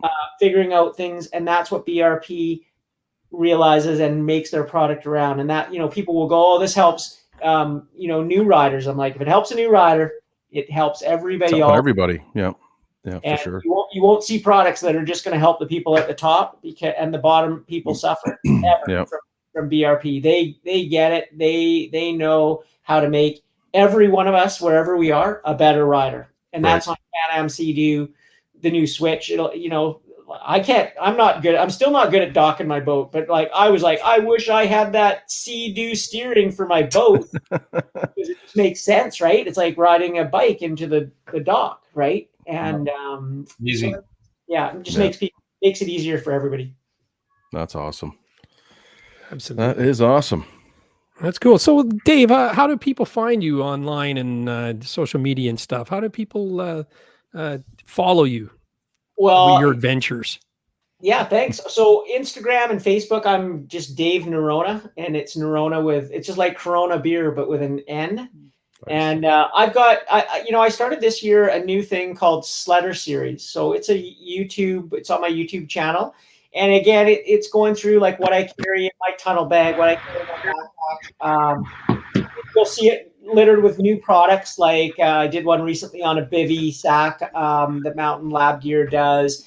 It's a $9 thing that I think everybody should have for safety, and it's inexpensive. You'll see things from the top line to what I use to save money, to clothing, how to layer. Again, trying to help new riders, and their difference coming from, say, skiing, where you can get away with a lighter weight jacket and it doesn't need to be as tough because you're around sleds. We have the joke here in the West Coast because our Terex was born and bred here. Guy shows up with his $600 yellow Arc'teryx and his brand new sled, and Pole starts the thing right across his jacket, and he's like, that person slowly changes from see him in 2 years and that same yellow jacket is just dirty as heck, or he's rocking a new Skidoo helium jacket, right? That can handle the abuse. And that's kind of a fun thing to go through. And we've got new gloves, some new gloves you'll see from Skidoo this year. Wow. And that a good friend of mine, Julie, she's been working hard on those. Gloves are hard to make. They're hard to please everyone. They really are. Yeah, because you want thin, but you want dexterity, but you want warmth, but you want short, you want long. It's you could have 100 pairs of gloves. So it's a challenge for BRP without, nobody wants to come out with 20 SKUs of gloves. But coming out with the right, so it's a start to see more cool things from BRP. We need to work on our boots. I will say, instead of being a Mr. Positive all the time, I tell them, two things I think we need to have a better boot. We make the best snowmobiles in the world, and personally, I don't like the boot at all. We should be making the best boot or close to it. And I want to see pants that are a little bit lighter in our helium lineup. So the jacket is a shell in the helium jacket. It's my favorite jacket. I use it for skiing now, but I don't with the pants because it's too much to it. It's a heavier than it needs to be. But there's two types of riders out there, right? I tell people, I explain it like this, right? Your wife or girlfriend probably buys Lululemon pants and they're $200, right? And then they she last forever. sits on a thing and they pill, and she just doesn't care because they're so comfortable, they look so good that she goes out and buys another pair. So with sledding, we kind of have this, I want really lightweight gear that's functional. And you know what? I kind of go through gear every couple of seasons. I'm not this guy that needs gear to last me 10 or 15 years. There are those people out there, and I'm not knocking them. There's people that want to buy one black jacket and it lasts 15 years and they're going to be proud of that, and that's great. This won't be the product for that. But I see a real need for a real lightweight, breathable, strong, but less strong than what we do. That's what creates the lightweight that people want for really attacking the mountain, right? This is going to allow you to be super mobile, super flexible. And the people who are don't want that, they're going to pay the price with a little bit more weight, and it'll be more durable and last longer. So I think we're getting in that direction for sledding. Sledding is probably one of the most physical sports out there, but the clothing lineups have in the past have not been anywhere near that. It's just sort of like, here's the strongest, burliest jacket, but it doesn't allow the mobility that you really need to ride a snowmobile, let's say aggressively, which everybody has to do. If they're making hopping over the machine or getting through the trees, whether that's easy for you or hard for you, it's a physical move that will be easier with lighter and better clothing. Yeah, for sure. And you know what, Dave, the Helium brand, we saw last year a lot of consumers come in, because obviously it doesn't say Skidoo on it. So we had a lot of consumers from Polaris, Yamaha, Arctic Cat that came in. They didn't want necessarily to have the big skidoo or the X on it. So this was a very nice compliment. I wear Helium myself, and I really like it. It's a nice jacket. It's light. You can wear it out as well, or skiing or other sports. So it's beyond, to me, it's beyond a snowmobile jacket. You're right. That we saw, Skidoo saw that. That's why that jacket happened. And here you hit the nail on the head. Is that you wear that jacket because it's a nice jacket. So most snowmobile clothing and even ski jackets before, you didn't wear out. You wore it for skiing because it wasn't really that comfortable to wear out. And nowadays you wear that Helium jacket, and as I do, because it's like I used to wear a lot of ski clothing for sled skiing, because I had sponsors in the ski industry, and I worked with them for a long time, and I used them for sled skiing. And when I sledded, I would wear sled clothing. And slowly I've gotten I don't have those clothing sponsors from other people, because the clothing I now feel is there, and it's lighter. It looks good. Like the Helium jacket is a jacket that it's like a good looking jacket, and you look professional in it. It works really well. Sympatex. It has all the bells and whistles.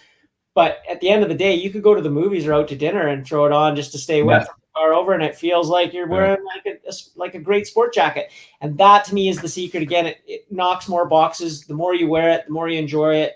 The price point of it makes sense. And the comfort too, right? And the comfort. I want to see pants like the jacket. Pants tend to be a little bit on the heavier side, which is also great. But for me, I would like if they had a pant that was exactly like that jacket. So I think for you out west, because it's so physical, what you do, you're literally you're battling with the mountain, so you work out quite a bit. But in the trails down here, we sit on a sled, so that the thicker pants, are quite useful because it is cold. Obviously. It's just a different type of cold too, more humidity. Minus 45 in Quebec, Jean-Luc. When you're doing 100 on the sled on the trail, it's cold. It's minus 80. You're totally right, and that's the thing is I just did a layering video on that exact thing, and you have to look at pieces how you are going to piece them together, and for where you ride and where you live, and that's why we have the M code. The M code jacket is great, and the M code again pant.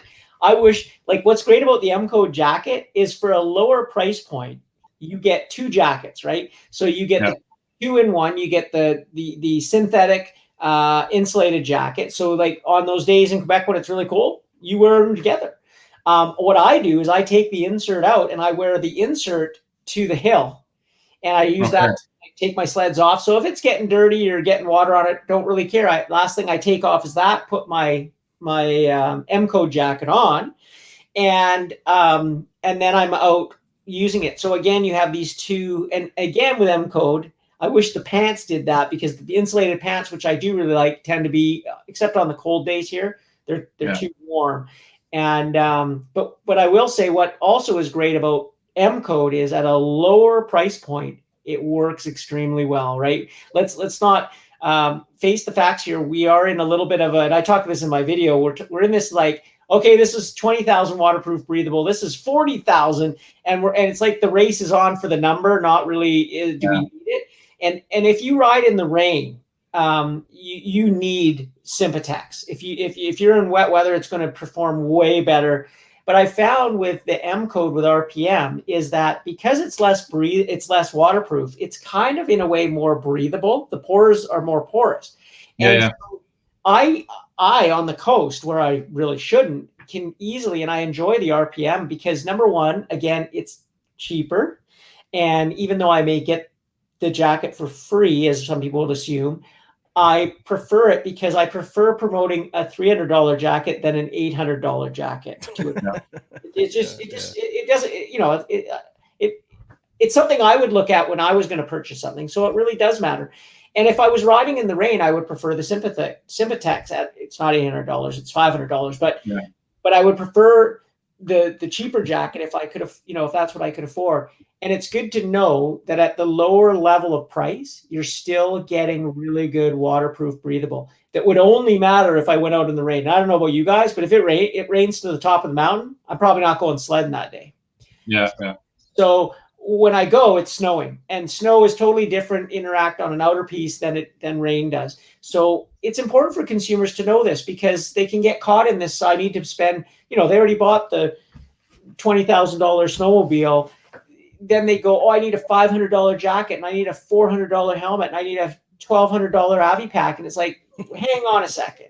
You don't really. Those are nice add-ons at the highest level, but there are great alternatives at a better price point that will still protect you, will still do really well, and work really well. And to me, that's why I do those videos, is not everybody can afford, or not everybody wants to pay top dollar for all their stuff. Yep. And to me, it's important that middle stuff, if it's garbage and doesn't work, I wouldn't do a video on it, or I would do a video telling you that. But it's not the case. There are some amazing deals on, like our M Code is one of those, and some of the helmets that for, 150, like lots of times I pick up a helmet, I'm like, this is only $100. Like I could use this for sledding and dirt biking. Yeah. And it looks cool. Like, it might not have the same design as a $500 or $800 helmet, but it's $100. And I can get out there and have fun. And as long as I'm having fun, I don't care what other people think about, what I'm using. And I think it's an important thing for sure, for all consumers and everything. Yeah. No, it's good. Absolutely. Yeah. No, but we really appreciate your time tonight there, Dave. That's awesome. Your wealth of knowledge as usual, and great entertainment. And the chat loved you. There's lots of love going around there earlier in the chat, saying that you're the real deal and the hero, and that brings such energy to the sport. And yeah, you do. I'm none of those things, but I'll tell you what I am. I'm just like everybody else out there. I'm looking to have a good time with my buddies. And people know me if they see me out on the hill or in the bar. Come on over and say hi. We'll have a drink. And one of the things I've been blessed with is so many nice people. Like, I'll buy you a beer in the bar. It's like, dude, you don't have to buy me a beer. Let's have a beer together. And that's, again, we touched on this with the sport. It's just, there's just no other sport like that. And I like to say that I'm just the every guy, right? I'm just like everybody else out there. I'm very lucky in the position I have. I work extremely hard for what I love to do, which is no surprise, and as anybody would. But I do what I do because I'm so lucky that I get to do it. It's almost like it's like a duty, right? Like if someone had my position, they'd be just like me, going, "Let's go. Where are we going? What are we doing next?" And that's. It just comes from my heart. That's the only way I know how to be. So I want to thank all the people out there who've liked me on Instagram. You're going to have a drink of beer. You're getting emotional. And Facebook and my YouTube channel. Seriously, you don't know how much it helps to create the whole thing, that it allows me to do more and go to BRP and say, we should do this. And that's how all these shows have, like After Dark started, and being on your show and working with all these people. It starts with everybody out there, not me. We might just have the idea, but as Jean-Luc knows, it'd be nothing without people coming into his dealership. Absolutely. That's all it is, right? And you've made it beautiful and stuff, so more people want to come in, and that's amazing. But the reality is they wouldn't be coming in if they didn't feel the energy that starts from the first person that clocks into BRP in the morning all the way to the further down the line, as far as way you can get, is me sweeping the floors going, this is rad, right? And I think it's super cool. And something we should all remember when we're out there is, damn it, enjoy it. Because as you see on some of the social media, how many places get shut down every year. Yeah. Ride with, we have a new thing starting with BRP to really talk about where we ride. Mm-hmm. Because the biggest problem you have out east is people riding through private property, and it may be Yep. that they've always ridden through there, or they just don't care and they're going to ride, or they destroy the farmer's field. Yep. And all that person has to do is have one bad experience and it's closed down, and it's our own fault, and not just one person, it's all of our fault. Yep. So keeping your sleds quiet, telling your friend not to do that. I can't tell your friend he's going to beat me up because he doesn't like me. You're your friend with that guy, tell him this is the reason why. I run into guys who dirt bike and they're wheeling down the street up to the trails.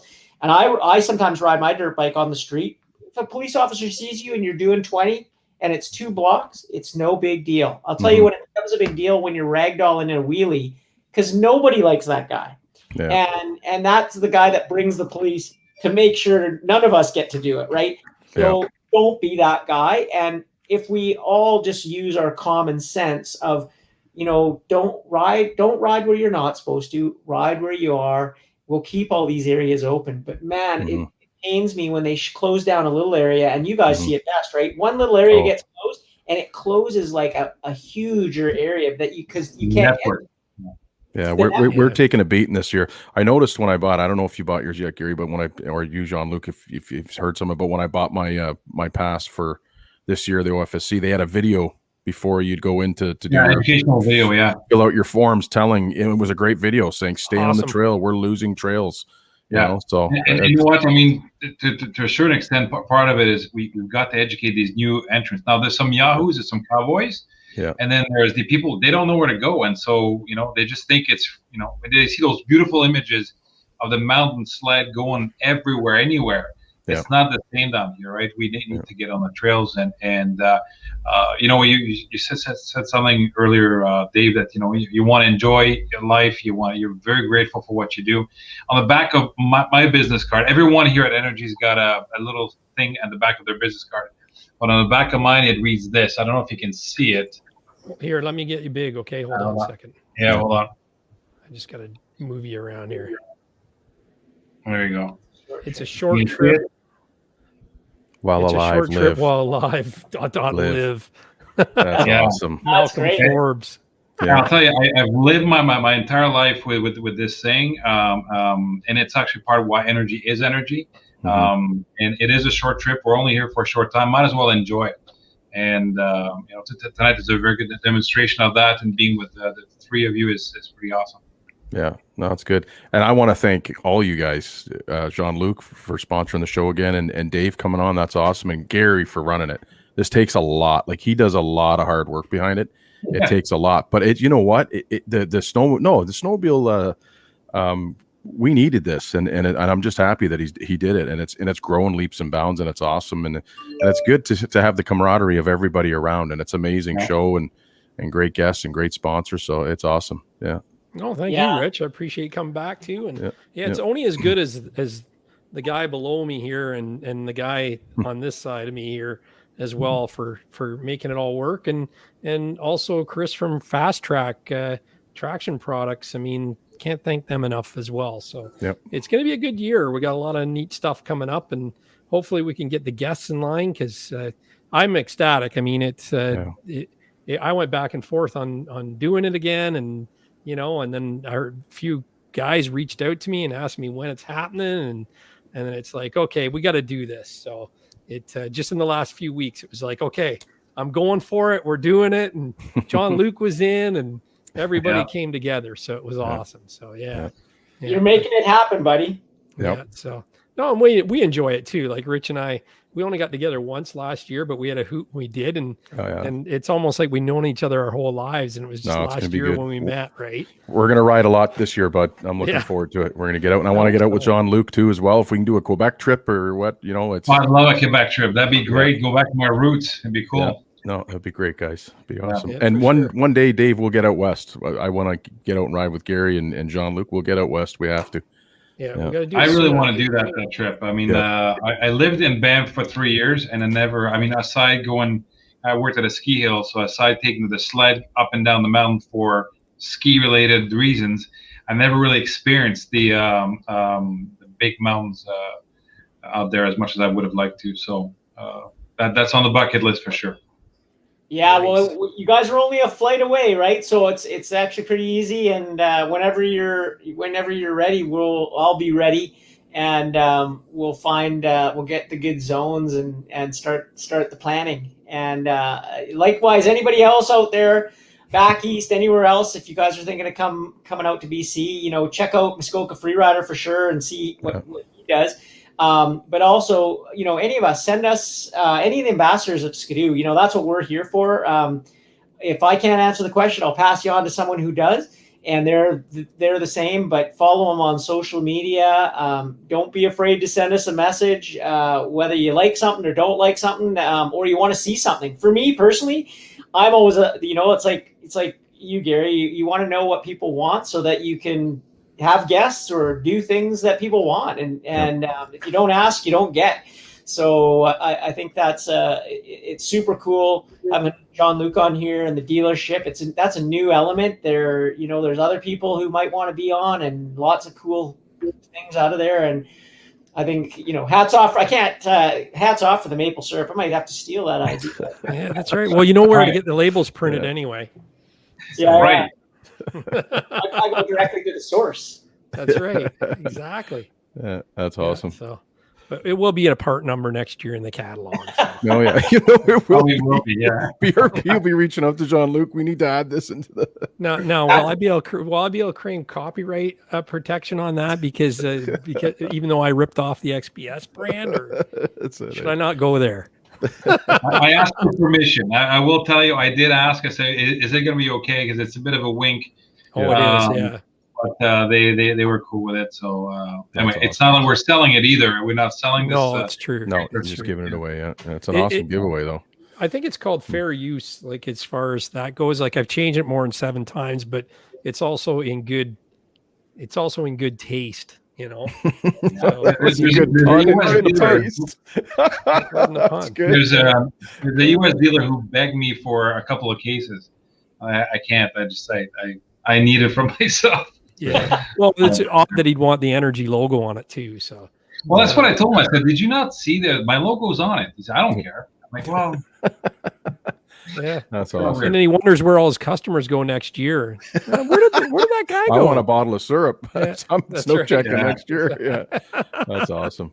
That's great. Yeah, no, that's good. Well, awesome. Thank you again, guys. Yep. Yeah, thanks everybody. Thank you so much. Thanks, Rich. Again. Yep. Make sure you subscribe to the Energy Power Sports YouTube channel. MUDBRATS, of course. You got to hit subscribe and like on this and share this episode. Rich Outdoors with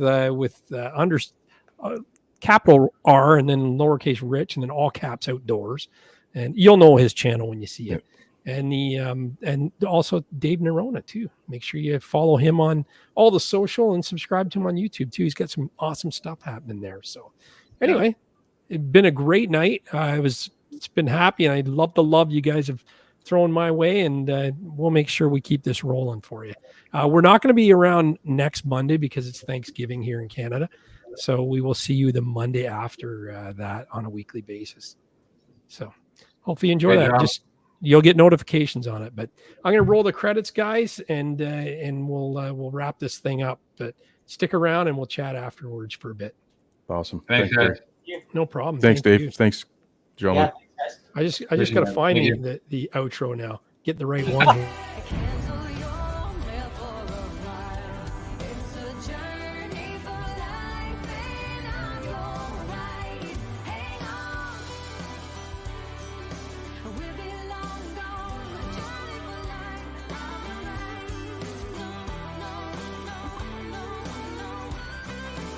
It's a journey for life.